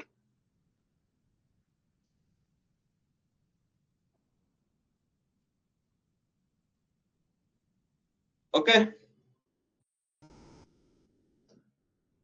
આગળ એવું આપણને કીધેલું છે કે જારક શ્વસનમાં પાયરુવિક એસિડનું સંપૂર્ણ ઓક્સિડેશન થવાની ક્રિયા ક્યાં થાય? સંપૂર્ણ ઓક્સિડેશન મેટ્રિક્સમાં કણાભ સૂત્રના આધારકની અંદર થાય. ઓકે, આગળ આપણને એવું આપેલું છે કે સુક્રોઝ ને ગ્લુકોઝ ફ્રુક્ટોઝમાં ફેરવે તે ઉત્સેચક આમાંથી કયો છે? ચારે ચાર ઉત્સેચક જ છે, પણ સુક્રોઝને તોડીને તમારે ડાયસેકેરાઇડ માંથી મોનોસેકેરાઇડ બનાવીશ તો એના માટે ઉત્સેચક આપણે ગ્લાયકોલિસિસની શરૂઆતમાં વાત કરી હતી કે ગ્લાયકોલિસિસ ફક્ત આવી મોનોસેકેરાઇડ નું જ થાય. ડાયસેકેરાઇડ કે પોલીસેકેરાઇડ છે તો તમારે એને તોડીને પહેલા એની સરળ શર્કરા બનાવવી પડશે. પણ સુક્રોઝને તોડવા માટેનો જે ઉત્સેચક છે ઇન્વર્ટેઝ અથવા તો એનું બીજું નામ સુક્રેઝ છે. કયું છે? સુક્રેઝ.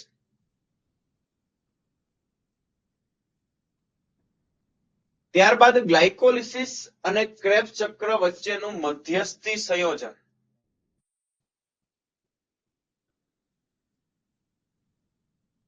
તમે મધ્યસ્થી સંયોજન આ બનાવેલું છે એસિટાઇલ કોએન્ઝાઇમ એને કહેવાનું છો. ત્યારબાદ સાઇટોક્રોમ B7. સાઇટોક્રોમ B7 એટલે કયું સંકુલા? આ બંને સાઇટોક્રોમ બી, સાઇટોક્રોમ C1 આ કયા સંકુલની અંદર આવે?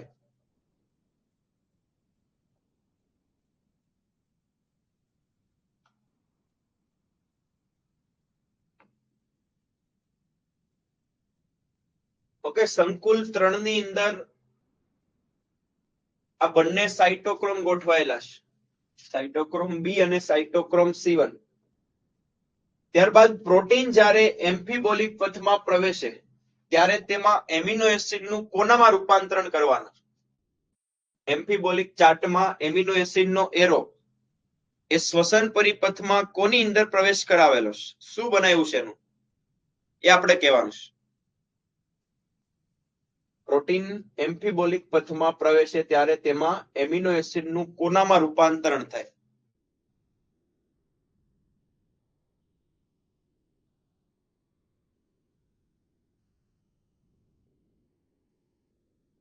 ઓકે, એમિનો એસિડને આપણે રૂપાંતરણ એમ્ફીબોલિક ચાર્ટ જોવો તો એ એમિનો એસિડને તમે પાયરુવિક એસિડ જ્યાં નામ આપેલું છે એની અંદર એરો બતાવેલો છે. એનો મતલબ કે તમે એમિનો એસિડને શ્વસન પરિપથમાં સ્વાસ્થ્ય પદાર્થ તરીકે ઉર્જા બનાવવા માટે ઉપયોગમાં લેવો છે તો એનું રૂપાંતરણ તમારે પાયરુવિક એસિડમાં કરવું પડશે. ત્યારબાદ ક્રેબ્સ ચક્રમાં આલ્ફા કીટોગ્લુટારિક એસિડનું સક્સિનિક એસિડમાં રૂપાંતરણ થાય ત્યારે આધારક આધારિત કેટલા એટીપી બને? ક્રેબ્સ ચક્રમાં બંને એસિડ આવે છે એની વચ્ચે સીધા ડાયરેક્ટ એટીપી કેટલા બને છે?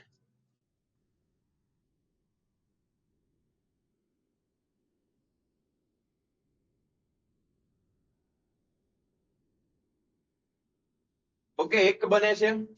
હવે થોડોક પ્રશ્ન ફેરવી નાખું. આ સક્સિનિક એસિડ નથી આપેલું, એની જગ્યાએ હું એમ કહું કે સક્સિનાઇલ કોએન્ઝાઇમ એ છે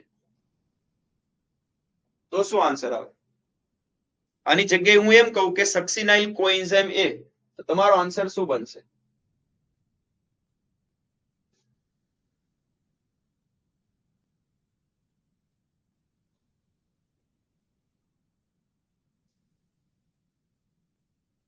ઓકે, તો એટીપી બનશે નહીં, કારણ કે સક્સિનાઇલ કોએન્ઝાઇમ એનું સક્સિનિક એસિડમાં રૂપાંતરણ થાય ત્યારે જ એટીપી બને છે. એવો પ્રશ્ન છે કે ગ્લાયકોલિસિસ તમે જે શ્વસનની અંદર ફર્સ્ટ સ્ટેપ કરો છો તો આ ગ્લાયકોલિસિસમાં આ 4 ઓપ્શનમાં જે તમને અલગ અલગ ઉત્સેચકના નામ આપેલા છે તો આમાંથી કયો ઉત્સેચક ગ્લાયકોલિસિસમાં સંકળાયેલો છે એ આપણે કહેવાનું છે. હવે ડી કાર્બોક્સાઇલેઝ એટલે કે ગ્લાયકોલિસિસમાં તમે ડીકાર્બોક્સિલેશન નથી કરતા તો એ ઉત્સેચક નો આવે. પાયરુવેટનું ડીહાઇડ્રોજિનેશન નથી કરતા, લેક્ટિક એસિડ પણ આની અંદર નથી. તમે બે જગ્યાએ ગ્લાયકોલિસિસનો આખો જે પરિપથ છે એમાં બે જગ્યાએ હેક્ઝોકાઇનેઝનો ઉપયોગ કરો છો. તમારો આન્સર છે એ ડી બનશે. ઓકે, ત્યારબાદ વિજાણુ પરિવહન શૃંખલામાં તમે જે ઈટીએસ કરો છો, ઇલેક્ટ્રોન ટ્રાન્સપોર્ટ સિસ્ટમ, આની અંદર ઘણા બધા જે વિજાણુ સંકુલ આવેલા છે, સંકુલ અલગ અલગ તમે ETS માટે એ અંતઃપટલ ઉપર બતાવેલા છે, તો એમાં એક નાનું એવું પ્રોટીન છે, એક વિજાણુ વાહક એવો છે આખાઈ પરિવહનમાં કે ચલિત વાહક છે, કે અંતઃપટલ ઉપર ચલાયમાન છે, એનું વહન થઈ શકે છે. આ પણ ખાસ તમારે નીટ માટે યાદ રાખવાનું છે કે સાયટોક્રોમ સી આ એક વિજાણુ વાહક એવો છે કે અંતઃપટલ ઉપર વહન થઈ શકે છે. બાકી બધાનું સ્થાન ફિક્સ છે, એ વહન થઈ શકતા નથી. આ એક ચલિત એવો વિજાણુ વાહક છે કે જે સાયટોક્રોમ સી વિજાણુ પરિવહનની અંદર એ અંતઃપટલ ઉપર વહન થઈ શકે છે. હવે આગળનો જે પ્રશ્ન છે એની અંદર સાઇટ્રિક એસિડનો એક અણુ, તમારી પાસે સાઇટ્રિક એસિડનો એક અણુ TCA ચક્રમાં પ્રવેશે ત્યારે કેટલા NADS કેટલા FADS ના અણુ બનશે? હવે સાઇટ્રિક એસિડ ચક્ર ખાલી કયો? TCA ચક્ર, તો એની અંદર તમારી આ જ ખાલી કી લાગુ પડશે જે આપણે આગળ થિયરીના લેક્ચરમાં વાત કરી હતી. તો આ 3 જગ્યાએ NADS2 બને છે અને એક જગ્યાએ FADS2 બને છે, એટલે તમારો આન્સર સી આવશે. 3 NADS અને 1 FADS આવશે. ઓકે, હવે આગળનો જે પ્રશ્ન છે એની અંદર અજારક શ્વસન દરમિયાન ગ્લુકોઝના અપૂર્ણ બ્રેકડાઉનથી તમે અજારક શ્વસનમાં ગ્લુકોઝનું અપૂર્ણ વિઘટન કરો તો એની અંદર તમે કઈ નિપજ બનાવો છો? સંપૂર્ણ વિઘટન હોય તો કાર્બન ડાયોક્સાઇડ અને પાણી બને, ફ્રુક્ટોઝ આ વસ્તુ કે આપણે નથી બનાવતા. અજારક શ્વસનમાં તમે ઇથેનોલિક આથવણ કરો તો એક તમને ઇથેનોલ મળશે અને બીજું કાર્બન ડાયોક્સાઇડ મળશે. ત્યારબાદ આપેલામાંથી ગ્લાયકોલિસિસના કયા તબક્કામાં એટીપી નો ઉપયોગ થાય છે? તમે ગ્લાયકોલિસિસ કર્યું તો કોઈક બે જગ્યાએ તમે એટીપી વાપરેલો છે, ફોસ્ફોરીકરણ છે, હેક્ઝોકાઇનેઝ ઉત્સેચકની મદદથી. હવે તમે નામ જોવો ને તો નામ ઉપરથી ખબર પડી જાય કે કોઈકનું કોઈકમાં રૂપાંતરણ થાય છે. એ દરમિયાન જો ફોસ્ફેટનું પ્રમાણ વધે છે, એક ફોસ્ફેટ છે તો એમાંથી બે થઈ જાય છે, એકેય નથી તો એમાંથી ફોસ્ફેટ એડ થતું હોય, એનો મતલબ કે ત્યાં એટીપી વપરાય છે. તો આ બધાની અંદર તમે જોવો તો DHAP નું બાયફોસ્ફોગ્લિસરિક એસિડ બને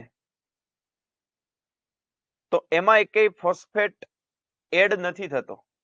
ત્યારબાદ 3-ફોસ્ફોગ્લિસરિક એસિડ, એટલે કે આ પ્રક્રિયામાં ફોસ્ફેટ બે આધારક આધારિત એડ થાય છે પણ એ એટીપી ના નથી હોતા. આની અંદર ફોસ્ફેટ એડ થાય છે, ફોસ્ફોરીકરણ થાય છે, પણ એ ફોસ્ફેટ એટીપી ના નથી. ત્યારબાદ 3-ફોસ્ફોગ્લિસરિક એસિડ નું 2-ફોસ્ફોગ્લિસરિક એસિડમાં રૂપાંતરણ કરો. આ બંને એકબીજાના સમઘટક છે, એની અંદર એકેય એટીપી નો ઉપયોગ તમે નથી કર્યો. ત્યારબાદ ફ્રુક્ટોઝ 6 ફોસ્ફેટ છે, એટલે કે ફ્રુક્ટોઝના 6થા નંબરના કાર્બન ઉપર ફોસ્ફેટ છે, એમાંથી તમે ફ્રુક્ટોઝ 1,6 બાયફોસ્ફેટ, એનો મતલબ કે પહેલા નંબરના કાર્બન ઉપર પણ હજી એક ફોસ્ફેટ એડ થયો. તો ગ્લાયકોલિસિસ નું આ સ્ટેપ છે ને એની અંદર તમે એટીપી નો ઉપયોગ કરો છો, તો તમારો આન્સર સી બનશે. ત્યારબાદ ફ્રુક્ટોઝ 1,6 બાયફોસ્ફેટ હોય એના બે ભાગ કરો આલ્ડોલેઝ ઉત્સેચકની મદદથી, તો એમાંથી આ બે શર્કરા બને છે, DHAP અને PGL, જે 3-3 કાર્બન વાળી હોય. તમારો આન્સર સી બનશે. હવે ગ્લાયકોલિસિસના પ્રથમ તબક્કામાં થતી પ્રક્રિયા છે, પ્રથમ તબક્કો ગ્લાયકોલિસિસનો પ્રથમ તબક્કો, એની અંદર ગ્લુકોઝનું ફ્રુક્ટોઝ બને છે, ગ્લુકોઝનું ડિહાઇડ્રોજિનેશન થાય છે, ગ્લુકોઝનું ફોસ્ફોરાયલેશન થાય છે કે ગ્લુકોઝનું પ્રોટીન બને છે. તો ગ્લાયકોલિસિસના પ્રથમ તબક્કામાં થતી જે પ્રક્રિયા છે એને તમે ગ્લુકોઝનું ફોસ્ફોરાયલેશન કહી શકો. કોઈ એવું વિચારતા હોય કે ગ્લુકોઝનું ફ્રુક્ટોઝ બને છે? નહીં, ગ્લુકોઝનું ગ્લુકોઝ 6 ફોસ્ફેટ બને છે. તો આને શું થયું કહેવાય? ગ્લુકોઝનું ફોસ્ફોરાયલેશન. ઓકે, કઈ ક્રિયામાં કાર્બન ડાયોક્સાઇડ સર્જાતો નથી? તમને અલગ અલગ ઓપ્શનની અંદર અલગ અલગ પ્રક્રિયાઓ આપેલી છે, જેમ કે વનસ્પતિમાં જારક શ્વસન થાય તો એમાં તો કાર્બન ડાયોક્સાઇડ મુક્ત થાય, પ્રાણીઓમાં જારક શ્વસન થાય તોય કાર્બન ડાયોક્સાઇડ મુક્ત થાય. આલ્કોહોલ વાળું આથવણ કરો, ઇથેનોલિક આથવણમાં પણ એક ઇથેનોલ બને છે અને બીજું કાર્બન ડાયોક્સાઇડ મુક્ત થાય. પણ જ્યારે લેક્ટિક એસિડ આથવણ કરો તો 3 કાર્બન વાળો જે પાયરુવિક એસિડ છે એનું રૂપાંતરણ 3 કાર્બન વાળા લેક્ટિક એસિડમાં થાય. તો અહીંયા એક પણ પ્રકારનો કાર્બન ડાયોક્સાઇડ મુક્ત ન થાય. તો તમારો આન્સર શું આવશે? લેક્ટિક એસિડ આથવણ હોય તો એની અંદર કાર્બન ડાયોક્સાઇડ સર્જાતો નથી. ત્યારબાદ ઓક્સિડેટિવ ફોસ્ફોરાયલેશન, એને લગતા તમને 4 ઓપ્શન આપેલા છે. ઓક્સિડેટિવ ફોસ્ફોરાયલેશન છે શું? તો પહેલો ઓપ્શન તમને એવો કીધો કે એટીપી નું સર્જન થાય, પદાર્થમાંથી એડીપી તરફ ફોસ્ફેટ સમૂહ બદલાવાથી થાય છે. આવો એક ઓપ્શન આપેલો છે. ત્યારબાદ એટીપી માં ફોસ્ફેટ સમૂહ જોડાય, ત્યારબાદ એટીપી માં ફોસ્ફેટ સમૂહના ઓક્સિડેશન દ્વારા થાય છે. ત્યારબાદ પદાર્થના ઓક્સિડેશન દરમિયાન મુક્ત થયેલ ઇલેક્ટ્રોન દ્વારા, મુક્ત થયેલ શક્તિનો ઉપયોગ દ્વારા તમે એટીપી બનાવો છો. ઓકે, તમે પ્રક્રિયાનું નામ જોવો ને તો પ્રક્રિયાનું નામ એવું આપેલું છે ઓક્સિડેટિવ ફોસ્ફોરાયલેશન. ઓક્સિડેટિવ ફોસ્ફોરાયલેશન એનો મતલબ કે ઓક્સિડેશન કરીને તમે ફોસ્ફોરાયલેશન કરો છો. અને તમે જાણો છો કે ETS ની અંદર ઓક્સિડેશન NADH2 અને FADH2 નું થાય છે. એ જે ઇલેક્ટ્રોન ગુમાવે છે એનું તમે વહન કરો છો, એની ઉર્જાનો ઉપયોગ કરીને પ્રોટોન ઢોળાંશ બનાવીને પછી તમે એટીપી બનાવો છો. તો આના માટે લાગુ પડતો ઓપ્શન ડી છે. ઓકે, ત્યારબાદનો જે નેક્સ્ટ ક્વેશ્ચન છે એની અંદર શ્વસનના તબક્કા ખાલી જગ્યા દ્વારા નિયંત્રણમાં હોય છે. શ્વસન આખી જે પ્રક્રિયા છે, પછી જારક શ્વસન હોય કે અજારક શ્વસન, આ 4 ઓપ્શનમાં જે નામ આપેલા છે એમાંથી કોના દ્વારા એ પ્રક્રિયા નિયંત્રણમાં હોય? પ્રક્રિયક દ્વારા, ઉત્સેચક દ્વારા, અંતઃસ્ત્રાવો દ્વારા કે પિત્તરસ દ્વારા? આખું જે શ્વસન છે, તમે જારક શ્વસનનો પ્રથમ તબક્કો કે અજારક શ્વસનનો પ્રથમ તબક્કો, ગ્લાયકોલિસિસ ની વાત કરો તો એની અંદર ક્રેબ્સ ચક્રમાં, ETS માં આ બધી જ પ્રક્રિયાઓ જે શ્વસનની છે એ ઉત્સેચક દ્વારા નિયંત્રણમાં થતી હોય. સમજો કે કઈ રીતે આ ઉત્સેચક જ નક્કી કરે છે કે આગળ એ ગ્લુકોઝ નું શું થવાનું છે. સમજો કે તમારી પાસે ગ્લુકોઝ છે, એ ગ્લુકોઝ નું તમે ગ્લાયકોલિસિસ કરો તો ગ્લાયકોલિસિસ થઈને એનું પાયરુવિક એસિડ બને છે. તો આ જે પ્રક્રિયા છે ગ્લાયકોલિસિસ ની, એમાં અલગ અલગ જે તબક્કાઓ થાય છે એમાં પણ ક્યાંક ને ક્યાંક તમે હેક્ઝોકાઇનેઝ, આઇસોમરેઝ, ઇનોલેઝ, આલ્ડોલેઝ આવા બધા ઉત્સેચકો વાપરેલા છે. ત્યારે આ પાયરુવિક એસિડ બન્યું. હવે પાયરુવિક એસિડ નું આગળ શું થશે? અલગ અલગ સજીવોમાં આ પાયરુવિક એસિડ કાં તો એનું આથવણ થાય અથવા તો એનું સંપૂર્ણ વિઘટન થાય. હવે જો આ જ પાયરુવિક એસિડ ઈસ્ટમાં હોય તો ઈસ્ટની અંદર એ પાયરુવિક એસિડ નું ઇથેનોલ બને.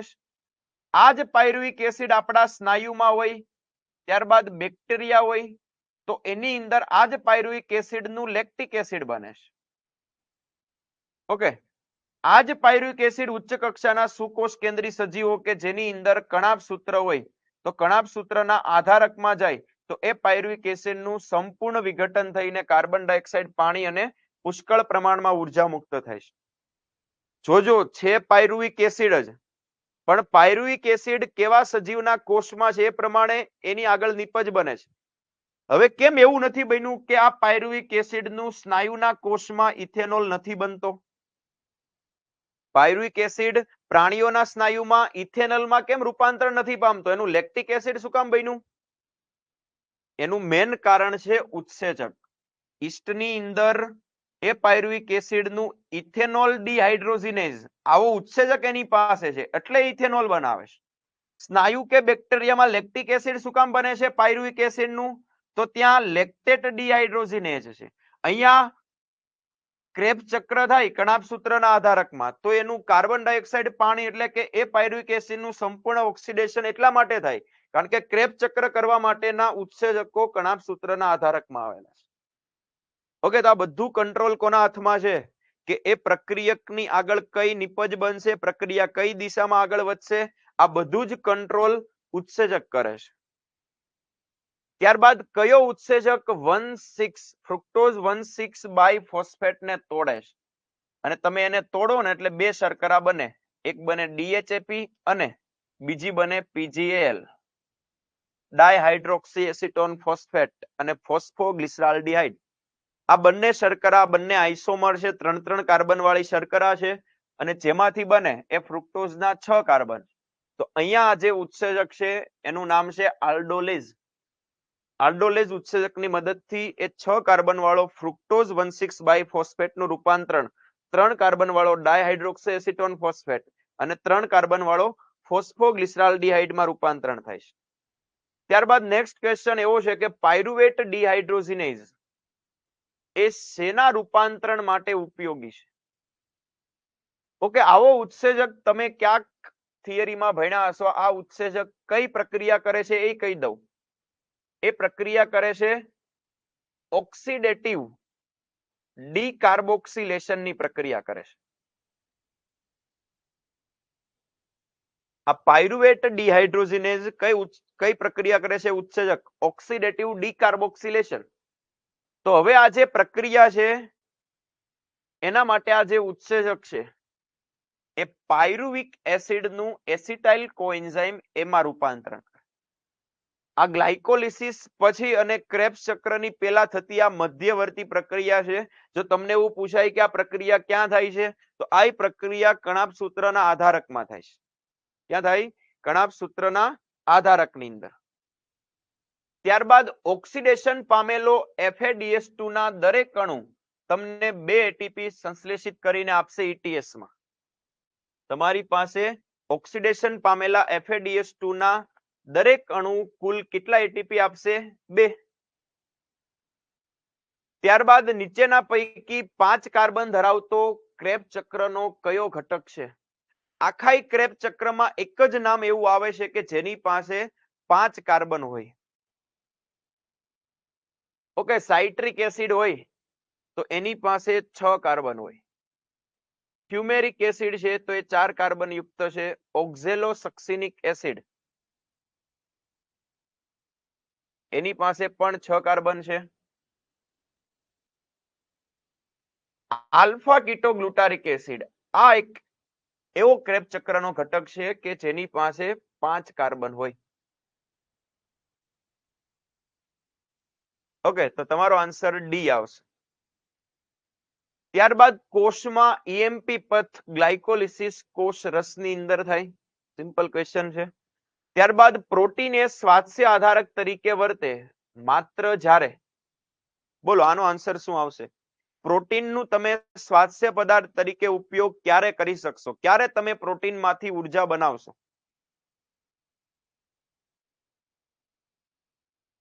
હવે તમને મેં થિયરીની અંદર વાત કરેલી છે કે તમારી પાસે સ્વાસ્થ્ય પદાર્થ તરીકે કાર્બોદિત પણ છે, તમારી પાસે સ્વાસ્થ્ય પદાર્થ તરીકે લિપિડ પણ છે, તમારી પાસે પ્રોટીન પણ છે. આ ત્રણેય એમ્ફીબોલિક પરિપથમાં આપણે વાત કરી હતી કે આ ત્રણેયનું તમે શ્વસન કરીને ઉર્જા બનાવી શકો. પણ જ્યાં સુધી કોઈ પણ કોષ પાસે કાર્બોદિત શર્કરા હશે, પહેલા નંબરમાં શ્વસન આનું થાય.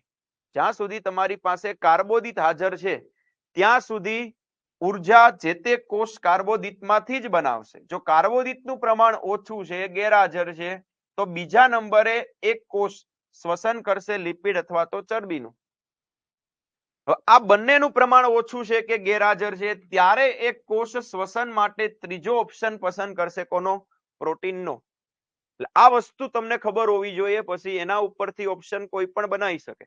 જેમ કે કાર્બોદિત ગેરહાજર હોય ત્યારે તો લિપિડનો વારો આવે, પ્રોટીનનો ડાયરેક્ટ નહીં આવે. ચરબી ખાલી એકલું ગેરહાજર હોય ત્યારે નહીં, તો કાર્બોદિત છે તો એનો જ વારો આવશે. પેલું અને બીજું બંને ગેરહાજર હોય એટલે કે કાર્બોદિત અને ચરબી બંને, આ બંને વસ્તુ નથી તો ત્રીજો વારો કોનો આવે?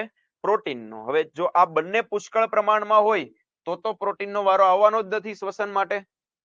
ઓકે, એટલે તમારો આન્સર સી બનશે કે કાર્બોદિત અને ચરબી લિપિડ આ બંને ગેરહાજર હોય ત્યારે સ્વાસ્થ્ય પદાર્થ તરીકે પ્રોટીનનો ઉપયોગ થાય. ઓકે, નેક્સ્ટ ક્વેશ્ચન એવો આપેલો છે કે પાયરુવિક એસિડમાંથી ઇથાઇલ આલ્કોહોલ ઇથેનોલનું રૂપાંતરણ મધ્યવર્તી ખાલી જગ્યા દ્વારા કરવામાં આવે છે.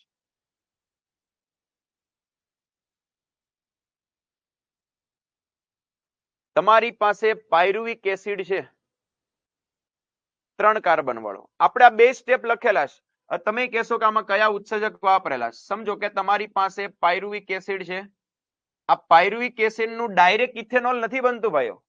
સૌથી પહેલા તમારે પાયરુવિક એસિડ ડી કાર્બોક્સાઇલેઝ ઉત્સેચકનો ઉપયોગ કરવાનો છે.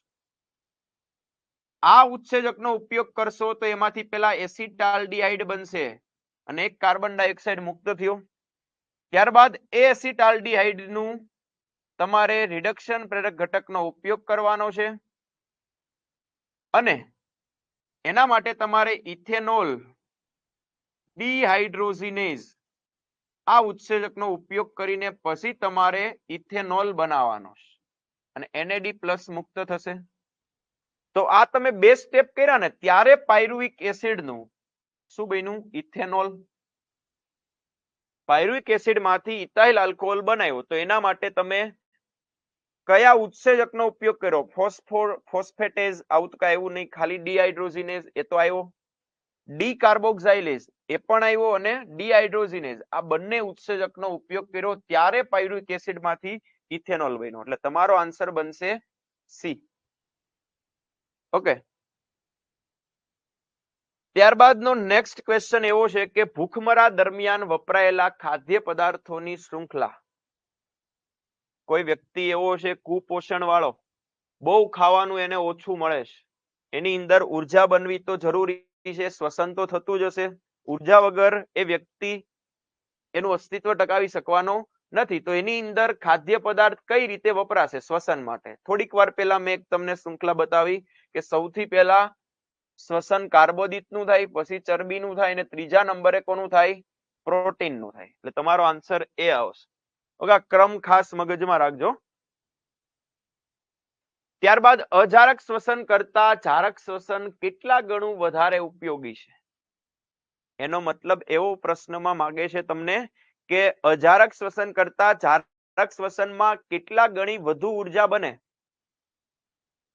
ઓકે, અજારક શ્વસન હોય, અજારક શ્વસન, તો અજારક શ્વસનની અંદર તમે ફક્ત 2 જ એટીપી બનાવો છો. કેટલા બને? 2. પણ જ્યારે તમે ગ્લુકોઝનું સંપૂર્ણ ઓક્સિડેશન અને જારક શ્વસન કરો તો ટોટલ 38 એટીપી બને છે.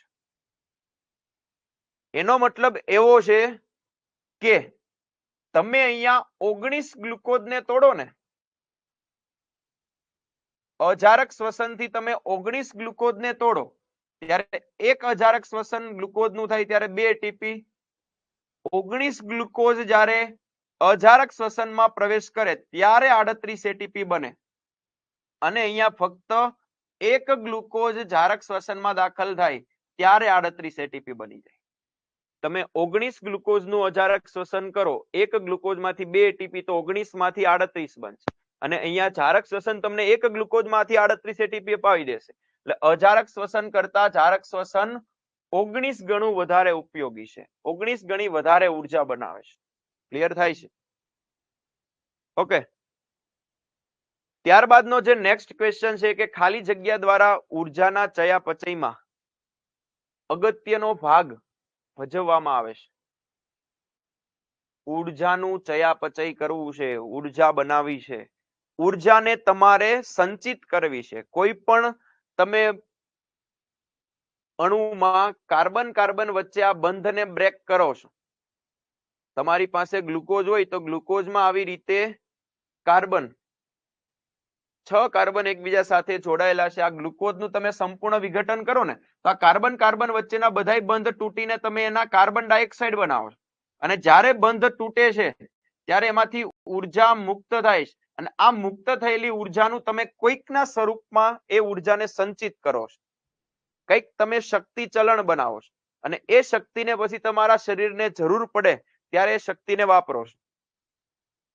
તો તમે આ મુક્ત થયેલી ઉર્જાનો ઉપયોગ કરીને એડીપી નું ફોસ્ફોરીકરણ કરીને આ બંને વચ્ચે બંધ બનાવીને તમે એટીપી બનાવી દો. આની મુક્ત થયેલી ઉર્જા કેમાં સંચિત થઈ ગઈ? એટીપી સ્વરૂપે. તો આ એટીપી બનાવવા માટે તમારે એડીપી સાથે ફોસ્ફરસને જોડવો પડ્યો, ફોસ્ફેટને. એટલે તમારા માટે અગત્યનું આયન લિથિયમ, સોડિયમ, કેલ્શિયમ નહીં પણ કયું છે? ફોસ્ફરસ. કારણ કે ફોસ્ફોરીકરણ કરીને એટીપી બનાવો ને, એડીપી નું શું કર્યું? ફોસ્ફોરીકરણ. તો એના માટે તમે એની સાથે ફોસ્ફરસને જોડી દીધો.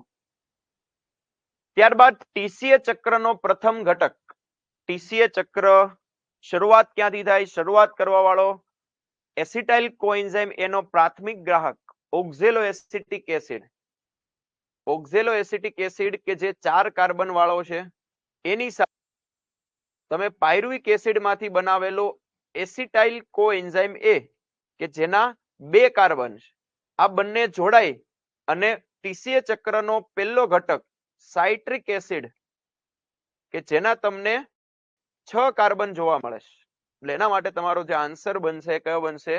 C, citric acid. ઓકે, હવે જે નેક્સ્ટ ક્વેશ્ચન છે, કયા ખોરાકનો શ્વસનાંક 1 કરતા ઓછો હોય? તમે કોનું આ 4 ઓપ્શન જે આપેલા છે એમાં કોનું શ્વસન કરશો તો તમને એનો શ્વસનાંક 1 કરતા ઓછો મળશે? હવે તમે જાણો છો કે કાર્બોદિત શર્કરાનો શ્વસનાંક 1 હોય, આ પણ શર્કરા છે તો એનો એક કાર્બનિક એસિડનો 1 કરતા કેવો હોય? વધુ હોય. અને ચરબી હોય, ચરબી તો એનો શ્વસનાંક 0.7, એટલે 1 કરતા ઓછો હોય એમ લિપિડનો. ત્યારબાદ નીચે આપેલ પૈકી ક્રેબ ચક્રના કયા તબક્કામાં કાર્બન ડાયોક્સાઇડ ઉત્પન્ન થાય? તમે ક્રેબ્સ ચક્ર જે આખું જોવો છો એની અંદર આ અલગ અલગ એસિડનું તમને રૂપાંતરણ બતાવેલું છે. આમાંથી કઈ જોડી એવી છે કે એની વચ્ચે તમે ડીકાર્બોક્સિલેશન કરો છો કે જેમાં કાર્બન ડાયોક્સાઇડ મુક્ત થતો હોય? તો તમને આટલી વસ્તુ ખબર હોય ને કે આ બધાની કાર્બનની સંખ્યા કેટલી છે. જો તમને આગળના કરતા એના પછી નામ આપેલું છે એમાં કાર્બનની સંખ્યા ઓછી હોય એનો મતલબ એવો થયો કે ડીકાર્બોક્સિલેશન થયેલું છે. જેમ જે અલગ અલગ નામ આપેલા છે તમારે મને કોમેન્ટમાં કહેવાનું છે કે આમાંથી કયું એવું એસિડ છે કે એનું રૂપાંતરણ તમે કરો તો ત્યારે વચ્ચે ડીકાર્બોક્સિલેશન થાય. ઓકે, આ ઓક્ઝેલોસક્સિનિક એસિડ છે ને એ 6 કાર્બન વાળો હોય અને આલ્ફા કીટોગ્લુટારિક એસિડ પાસે 5 કાર્બન છે. તો આ બંને વચ્ચે ડીકાર્બોક્સિલેશન થાય છે, કાર્બન ડાયોક્સાઇડ મુક્ત થાય છે. ઓકે, આ બંને ઉપરના નામ છે, બંનેમાં 6 કાર્બન હોય એનો મતલબ કે ડીકાર્બોક્સિલેશન થયું નથી. સક્સિનિક એસિડ માંથી ફ્યુમેરિક એસિડ બનાવો તો ત્યાં પણ કાર્બનની સંખ્યા સેમ જ રહેશે, 4 કાર્બન. આમાંય 4 કાર્બન રહે, OANI 4 કાર્બન, મેલિક એસિડ ના 4. તો અહીંયા કઈ ડીકાર્બોક્સિલેશન બીજા સ્ટેપ સિવાય થતું નથી, એટલે આપણો આન્સર એમાં બી બનશે. કયા વૈજ્ઞાનિકોએ અજારક ગ્લાયકોલિસિસનો પ્રણાલીગત પથ શોધ્યો છે? 3 વૈજ્ઞાનિકના નામ ઉપરથી આપણે ગ્લાયકોલિસિસને EMP પરિપથ તરીકે પણ ઓળખીએ છીએ. ઓકે, તો આમાંથી કયા એવા વૈજ્ઞાનિકની 3 જોડ છે કે આ EMP પથ તમે એને નામ આપ્યું? ઓકે, તો એના માટે પહેલો એક વૈજ્ઞાનિક છે ઈ પરથી એમ્બેડન, ઓટો મેયરોફ અને જે પરનાસ. આ 3 વૈજ્ઞાનિકની જોડી એવી છે કે એને આપણને ગ્લાયકોલિસિસનો આ પથ સમજાવેલો, એટલે એના નામ ઉપરથી આપણે ગ્લાયકોલિસિસને EMP પથ તરીકે પણ ઓળખીએ છીએ. ત્યારબાદ પાયરુવિક એસિડ માંથી એસિટાઇલ કોએન્ઝાઇમ એનું નિર્માણ એ શેનું પરિણામ છે? એટલે એનો મતલબ કે તમે પાયરુવિક એસિડ માંથી એસિટાઇલ કોએન્ઝાઇમ એ બનાવો તો આ દરમિયાન તમે આ કઈ પ્રક્રિયા કરેલી છે? પાયરુવિક એસિડ માંથી તમે કાર્બન ડાયોક્સાઇડ દૂર કરો છો, પાયરુવિક એસિડ માંથી તમે હાઇડ્રોજન દૂર કરો છો અને ત્યારે આ 2 કાર્બન વાળું એસિટાઇલ કોએન્ઝાઇમ એ બને. જ્યારે કોઈ પણ અણુમાંથી કાર્બન ડાયોક્સાઇડ દૂર થતો હોય તો એને ડીકાર્બોક્સિલેશન કહેવાય અને હાઇડ્રોજન દૂર કરે છે એનો મતલબ કે ઓક્સિડેશન થાય છે. તો આ પ્રક્રિયાનું નામ બની ગયું ઓક્સિડેટિવ ડીકાર્બોક્સિલેશન. હવે નેક્સ્ટ ક્વેશ્ચન જોઈએ, ક્રેબ ચક્રમાં એસિટાઇલ કોએન્ઝાઇમ એનો ગ્રાહક કોણ કહેવાય? ગ્રાહક એને કહેવાય કે જ્યાંથી ક્રેબ ચક્રની શરૂઆત થતી હોય અને પૂરું ત્યાં થતું હોય. એસિટાઇલ કોએન્ઝાઇમ એ ક્રેબ ચક્ર એટલે કે આધારકમાં જેની સાથે જઈને જોડાય છે, એસિટાઇલ કોએન્ઝાઇમ જેની સાથે જઈને જોડાય છે એ એનો ગ્રાહક કહેવાય, એનો પ્રાથમિક ગ્રાહક. તો એસિટાઇલ કોએન્ઝાઇમ એ એક ક્રેબ ચક્રમાં સૌથી પહેલા ઓક્ઝેલો એસિટિક એસિડ જે કણાભ સૂત્રના આધારકમાં પડેલો છે આ બંને જોડાય છે તો જેની સાથે જોડાણો એનો ગ્રાહક કયો ઓક્ઝેલો એસિટિક એસિડ.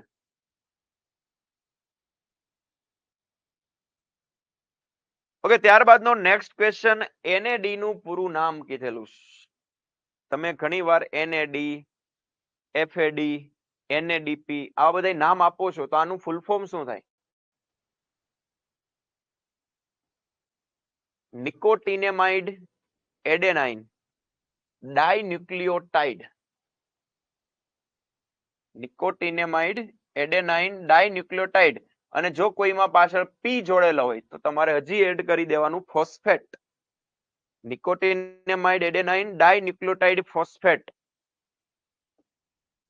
ઓકે ખાલી જગ્યાના કિસ્સામાં RQ એ એક કરતા વધુ હોય. એક કરતા વધુ RQ કાર્બનિક એસિડ નો હોય અને આપણે કીધું કે OA જે ઓક્ઝેલો એસિટિક એસિડ છે એનો RQ 4 હોય. બાકીના બધાનો એક અથવા તો એક કરતા ઓછો છે. ચરબીનો 0.7, ગ્લુકોઝ ફ્રુક્ટોઝ 1.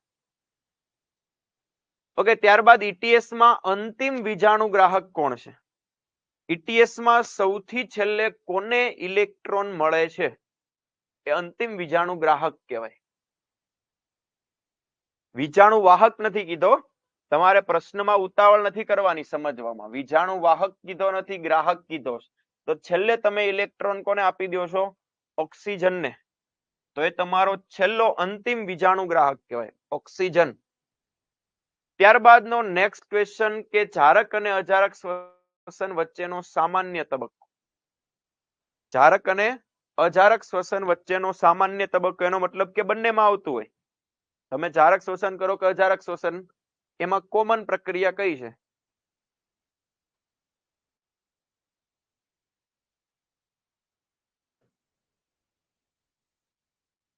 ઓકે બંનેની અંદર તમારે એક ગ્લુકોઝનું ગ્લાયકોલિસિસ તો કરવું પડશે જ. ગ્લાયકોલિસિસ પછી જારક અને અજારકનો રસ્તો બદલાય છે. અજારક શ્વસન હોય તો આથવણ થાય, જારક શ્વસન હોય તો પાયરુવિક એસિડને તમારે કણાભ સૂત્રમાં લઈ જવાના. વનસ્પતિમાં શ્વસન ક્યારે થાય? વનસ્પતિની અંદર શ્વસન ક્યારે થાય? ઓકે શ્વસન માટે કોઈ પ્રકાશ કે એવું કઈ જરૂરી નથી, એટલે એની સાથે કોઈ દિવસ રાત્રિ સાથે કોઈ કનેક્શન નથી. વનસ્પતિમાં શ્વસન 24 કલાક થાય, કારણ કે એને કોઈ પ્રકાશ સાથે દિવસ રાત્રિ સાથે કઈ લેવા દેવા નથી. પ્રકાશ સંશ્લેષણ હોય તો આપણે કંઈક વિચારીએ, કારણ કે એમાં માટે પ્રકાશ જરૂરી છે. લિપિડનું હાઇડ્રોલાઇસિસ નિપજ આવો શબ્દ વાપરેલો છે, એટલે સિમ્પલ તમને એવું પૂછે કે તમે લિપિડનું જળ વિભાજન કરો. તમે લિપિડને પાણીનો અણુ ઉમેરીને તોડો. કયા ઉત્સેચકની મદદથી? લાઇપેઝ. કારણ કે આ હાઇડ્રોલેઝ પ્રકારનો ઉત્સેચક છે. આ ઉત્સેચક હાઇડ્રોલાઇસિસ કરે, અને જે ઉત્સેચક હાઇડ્રોલેઝ પ્રકારનો હોય, હાઇડ્રોલાઇસિસનો મતલબ થાય ગુજરાતીમાં જળ વિભાજન. અને લિપિડનું તમે જળ વિભાજન કરો તો એના બંધારણમાં જે મોનોમર હોય એ ફેટી એસિડ અને ગ્લિસરોલ, આ બંને વસ્તુ છૂટી પડે. તમારો આન્સર બનશે બી, ફેટી એસિડ અને ગ્લિસરોલ. ઓકે નેક્સ્ટ ક્વેશ્ચન જોઈએ આપણે કે પીજીએલ ના એક અણુના જારક શ્વસન દ્વારા કુલ કેટલા એટીપી નું સંશ્લેષણ થાય? તમારી પાસે ફોસ્ફોગ્લિસરાલ્ડિહાઇડ નો એક અણુ છે, આનું તમે જારક શ્વસન કરો આગળ. આમ જો તો પીજીએલ ગ્લાયકોલિસિસમાં ક્યાંક બનાવો છો તમે અધવચ્ચે. હવે ત્યાંથી આખું જારક શ્વસન કમ્પ્લીટ કરાવી દો તો એમાંથી કેટલા એટીપી બનશે? તો એક પીજીએલ નો અણુ આગળ ગ્લાયકોલિસિસ પૂરું કરે તો એક પાયરુવિક એસિડ નો અણુ બને, તો આની વચ્ચે એક NADH2 બને.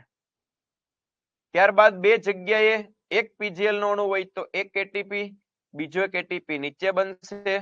અને હવે આ પાયરુવિક એસિડ આગળ કણાભ સૂત્રમાં આખું ક્રેબ ચક્ર પૂરું કરે, એટલે A 3 5 7 અને 9 ટોટલ 4 જગ્યાએ NADH2 બનશે અને એક જગ્યાએ FADH2 બનશે.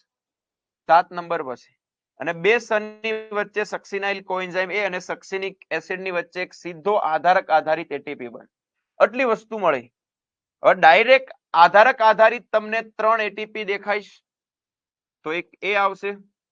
ત્યારબાદ એક NaDH2 અહીંયા 4 અહીંયા ટોટલ 5 NaDH2 હોય તો 5 તેરીને 15 એટીપી બને એનું ETS કરો એટલે એક FADH2 છે તો એમાંથી 2 એટીપી બને તો તમારો આન્સર આવશે 15 ને 5 20 એટીપી બનશે.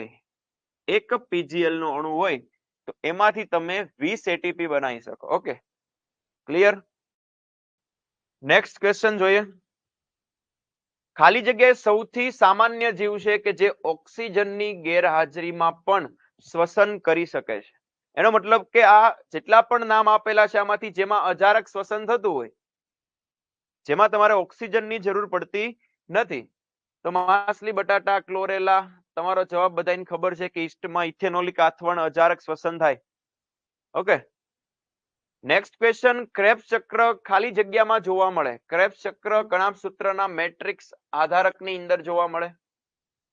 ઓકે, ત્યારબાદનો નેક્સ્ટ ક્વેશ્ચન. આથવણ એ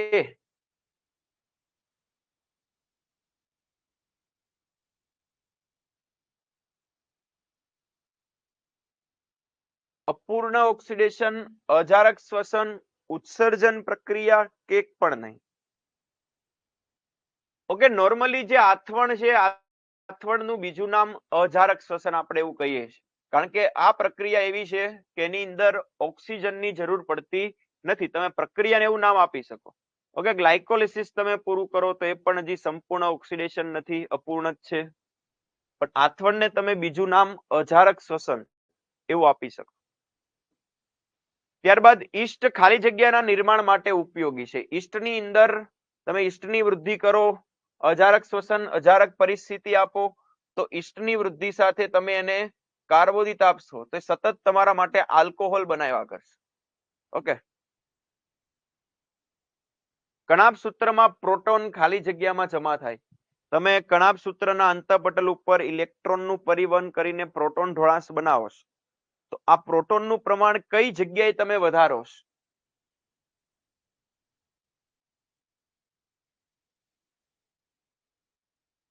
ઓકે, તો પ્રોટોન ઢોળાંશ બનાવવા માટે કણાભ સૂત્રનું આ જે અંતઃપટલ છે, અહીંયા પ્રોટોનને તમારે ઘટાડવાના છે. આ અવકાશની અંદર અંત નહીં પણ આંતરપટલ અવકાશ આવશે. આંતરપટલ અવકાશમાં તમે પ્રોટોનનું પ્રમાણ અહીંયા વધારો છો, ત્યાં તમે જમા કરો છો. સૌથી વધુ શ્વસન પ્રક્રિયા દર્શાવતી આમાંથી પેશી કઈ છે? સૌથી વધુ શ્વસન એવી પેશી દર્શાવશે કે જેની પાસે સૌથી વધુ જીવંત કોષો હોય. તમે વનસ્પતિમાં આ અલગ અલગ પેશીઓની વાત કરો તો મોટા ભાગે આધાર આપતી કે યાંત્રિક આધાર, આધારક પેશી કે યાંત્રિક આધાર આપતી પેશી મોટા ભાગે વનસ્પતિમાં મૃત હોય. એને આધાર આપવાનું કામ કરો ને તો એ વનસ્પતિમાં એ કોષોની અંદર એની કોષ દિવાલ ઉપર લિગ્નિનનું સ્થૂલન થાય. એના કારણે એના કોષો જીવરસ વિહીન બને અને જીવરસ વિહીન બનશે તો એની અંદર શ્વસનની પ્રક્રિયાની કોઈ જરૂર નથી, કારણ કે એને યાંત્રિક મજબૂતાઈ આપવાની છે, આધારક પેશી હોય કે યાંત્રિક પેશી હોય. ત્યારબાદ અનવાહક પેશીની અંદર ચાલની નલિકા હોય, સાથી કોષ હોય, અનવાહક મૃદુતક, અનવાહક તંતુ. આમાંથી 2-3 કોષ તો એવા છે કે એમાં શ્વસન થાય જ નહીં. ઓકે, અને વર્ધનશીલ પેશીના દરેક કોષ ચયાપચયની દ્રષ્ટિએ સક્રિય હોય, જીવરસથી ભરપૂર હોય, એની અંદર બધી અંગિકાઓ હાજર હોય. તો આવા કોષોની જે પેશીઓ બનેલી છે વર્ધનશીલ પેશી, એની અંદર સતત કોષ વિભાજન શરૂ હોય તો એના માટે એની અંદર શ્વસનની પ્રક્રિયા સૌથી વધુ જોવા મળશે. શ્વસન એ ખાલી જગ્યામાં થાય. શ્વસન તમે જારક શ્વસન, અજારક શ્વસન બે આ ચેપ્ટરમાં ભણ્યા. તમે ઓક્સિજનની હાજરીમાં કરી શકો, ઓક્સિજનની ગેરહાજરીમાં કરી શકો. જારક અને અજારક શ્વસન બંને પ્રકારે થાય. ઓકે, ત્યારબાદ ગ્લુકોઝના એક અણુના સંપૂર્ણ ઓક્સિડેશન દરમિયાન આધારક સ્તરે કુલ કેટલા એટીપીના અણુ બન્યા? તમે ગ્લુકોઝને સંપૂર્ણ તોડી નાખો, ગ્લાયકોલિસિસ કરો, ક્રેબ્સ ચક્ર કરો, એક ગ્લુકોઝનું તો આધારક આધારિત તમને કેટલા એટીપી મળશે? બોલો મને કોમેન્ટમાં કહો ફટાફટ. તમે એક ગ્લુકોઝનું સંપૂર્ણ ઓક્સિડેશન કરો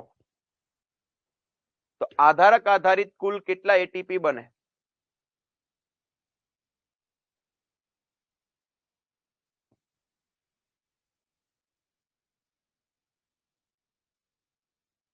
ઓકે, એક ગ્લુકોઝ નો અણુ છે, એનું તમે ગ્લાયકોલિસિસ કરો એટલે 2 પાયરુવિક એસિડ ના બને અણુ. તો અહીંયા ટોટલ ગ્લાયકોલિસિસમાં તમને સીધા આધારક આધારિત કુલ નેટ નફો 2 એટીપી નો થાય. આ પાયરુવિક એસિડ આગળ ક્રેબ ચક્ર એકવાર કરે તો 1 એટીપી મળે. બીજી વાર પાયરુવિક એસિડ નો અણુ દાખલ થાય તો 2 એટીપી બને. ટોટલ 4 એટીપી આધારક સ્તરે મળે. એક ગ્લુકોઝ નું સંપૂર્ણ ઓક્સિડેશન કરો.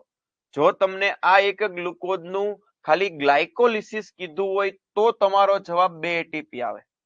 એક ગ્લુકોઝ નું તમે 2 પાયરુવિક એસિડ બનાવો તો આધારક આધારિત કુલ કેટલા એટીપી ના અણુ પ્રાપ્ત થાય તો તમારો જવાબ 2 આવશે. ઓકે, અહીંયા તમારે કાઉન્ટ ક્રેબ ચક્રના 2 એટીપી પણ કરવા પડશે એટલે ટોટલ 4 એટીપી થાય. આથવણ અજારક શ્વસન ક્રિયા છે તેમાં કઈ નિપજ પ્રાપ્ત થાય? આથવણની અંદર આલ્કોહોલ, લેક્ટિક એસિડ આવું તમે બનાવો છો. ઓકે, આના જેવા સમાન સંયોજનો તમને બનશે. પ્રોટીન ઇથર, લાઇપોપ્રોટીન્સ આવું નહીં બને. પ્રાણી કોષોના કયા પહેલા તબક્કામાં ગ્લુકોઝ તૂટે? સૌથી પહેલા કોઈ પણ પ્રાણી કોષ હોય કે વનસ્પતિ કોષ, એમાં સૌથી પહેલા ગ્લાયકોલિસિસ જ થાય. ઓકે, ત્યારબાદ હવા વગર જીવન. હવા વગર જીવન કેવું છે ભાઈ? શક્ય છે, અશક્ય છે? રિડક્શન થાય, ઈજાથી મુક્ત થાય. હવા વગરનું જીવન કેવું છે ભાઈ? હવા વગરનું જીવન અશક્ય નથી, અજારક છે. ઓકે, કોઈ બેક્ટેરિયા એવા છે કે અજારક પરિસ્થિતિમાં ઓક્સિજન વગર પણ એની વૃદ્ધિ કરી શકે છે, અજારક બેક્ટેરિયા. તો એનું હવા વગર જીવન કેવું કહેવાય? અજારક છે. જારક નો કહેવાય, અશક્ય નો કહેવાય. કઈ પ્રક્રિયામાં NAD નું NADH2 માં રિડક્શન થતું નથી? આ 4 ઓપ્શન એવા છે કે ત્યાં તમે ક્રેબ ચક્રની અંદર NADH2 નથી બનાવતા, કંઈક બીજું બનાવતો હશો અથવા તો નહીં બનતું હોય. ઓકે, પેલું એવું કીધેલું છે કે પાયરુવિક એસિડ માંથી એસિટાઇલ કોએન્ઝાઇમ A બને તો ત્યાં ડીહાઇડ્રોજનેશન થાય છે. એનો મતલબ કે ત્યાં NADH2 બને છે. એટલે તમારો આન્સર આ નહીં આવે. સાઇટ્રિક એસિડ માંથી આલ્ફા કીટોગ્લુટારિક એસિડ બનાવો તો એની વચ્ચે ક્યાંય NADH2 બને છે?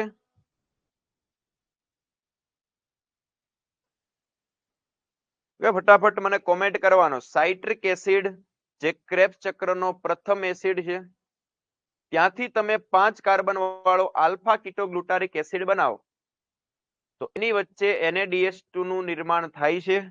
જો થતું હોય તો એ તમારો જવાબ નહીં આવે.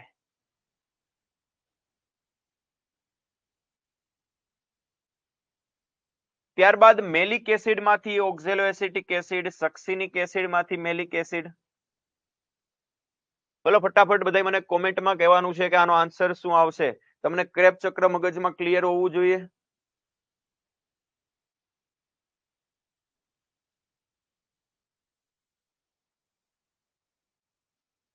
ઓકે, અહીંયા તો બને જ. ઘણા બધા નામ વચ્ચે આવે. તમે અહીંયા NADH2 બનાવો છો, આ પણ નહીં આવે. હવે તમારી પાસે 2 ઓપ્શન વધ્યા. મેલિક એસિડ માંથી OAA, મેલિક એસિડ માંથી આ છેલ્લું સ્ટેપ, મેલિક એસિડ માંથી તો છેલ્લા સ્ટેપમાં NADH2 બને છે. એ 3 5 7 9 તો 9 નંબર કોને આપેલો છે? 9 નંબર મેલિક એસિડ ને જ આપેલો છે. ઓકે, તો એ પણ નહીં આવે. સક્સિનિક એસિડ અને મેલિક એસિડ વચ્ચે તમે ચેક કરી લો, NADH2 બનતો નથી. Okay, very good. જેને પણ ડી આન્સર આપેલો છે, તમારે મગજમાં આખું ક્રેબ ચક્ર ક્લિયર હોવું જોઈએ ભાઈ. ગ્લાયકોલિસિસ માટે આ 4 માંથી કઈ વસ્તુ ખોટી છે? ગ્લાયકોલિસિસ માટે ગ્લાયકોલિસિસ કોષના આધારકમાં થાય. વનસ્પતિમાં ગ્લાયકોલિસિસની પ્રક્રિયા દરમિયાન ગ્લુકોઝમાંથી સુક્રોઝનું નિર્માણ થાય. ગ્લાયકોલિસિસ પથને EMP પથ પણ કહેવાય. અને આ તબક્કામાં ઓક્સિજનનો ઉપયોગ થતો નથી. આ બધી વસ્તુ સાચી છે, પણ ગ્લુકોઝનું સુક્રોઝ નથી બનતું ભાઈ. ઓકે, વનસ્પતિ હોય, પ્રાણી હોય કે કોઈ પણ સજીવ હોય, એમાં સુક્રોઝ બને નહીં. સાઇટ્રિક એસિડ ચક્રને આપણે બીજા એક વૈજ્ઞાનિકના નામ ઉપરથી હાન્સ ક્રેબ્સ આવું પણ નામ આપીએ છીએ. ટીસીએ ચક્ર પણ કહીએ છીએ. 2-3 નામ છે એના. ઓકે, ત્યારબાદ ગ્લાયકોલિસિસ માટે યોગ્ય વિધાનો આમાંથી 4 વિધાનો આપેલા છે. ગ્લાયકોલિસિસ કોષના આધારકમાં થાય, વાત સાચી છે. આ દરમિયાન ગ્લુકોઝનો એક અણુ પાયરુવિક એસિડના 2 અણુમાં રૂપાંતરણ થાય, એ પણ વાત સાચી છે. આ તબક્કામાં ઓક્સિજન જરૂરી નથી, પણ આ તબક્કાને ટીસીએ ચક્ર કહેવાય નહીં. તમારું 1 2 3 1 2 3 C option. Okay, last question. જારક સ્વાસ્થ્ય પથને ખાલી જગ્યા શબ્દ દ્વારા યોગ્ય રીતે વ્યાખ્યાયિત કરી શકાય. જારક સ્વાસ્થ્ય પથ, કારણ કે સ્વાસ્થ્ય પથ એનો મતલબ કે શ્વસન, અને શ્વસનમાં સતત વિઘટન થતું હોય, અને વિઘટનને બીજું તમે અપચય તરીકે ઓળખીએ છીએ. ઓકે, તો આ બધા એમસીક્યુ આપણે ચેપ્ટર નંબર 12 જે પ્લાન્ટ ફિઝિયોલોજી નું વનસ્પતિમાં શ્વસન છે, ઓકે, એની આપણે વાત કરી હતી.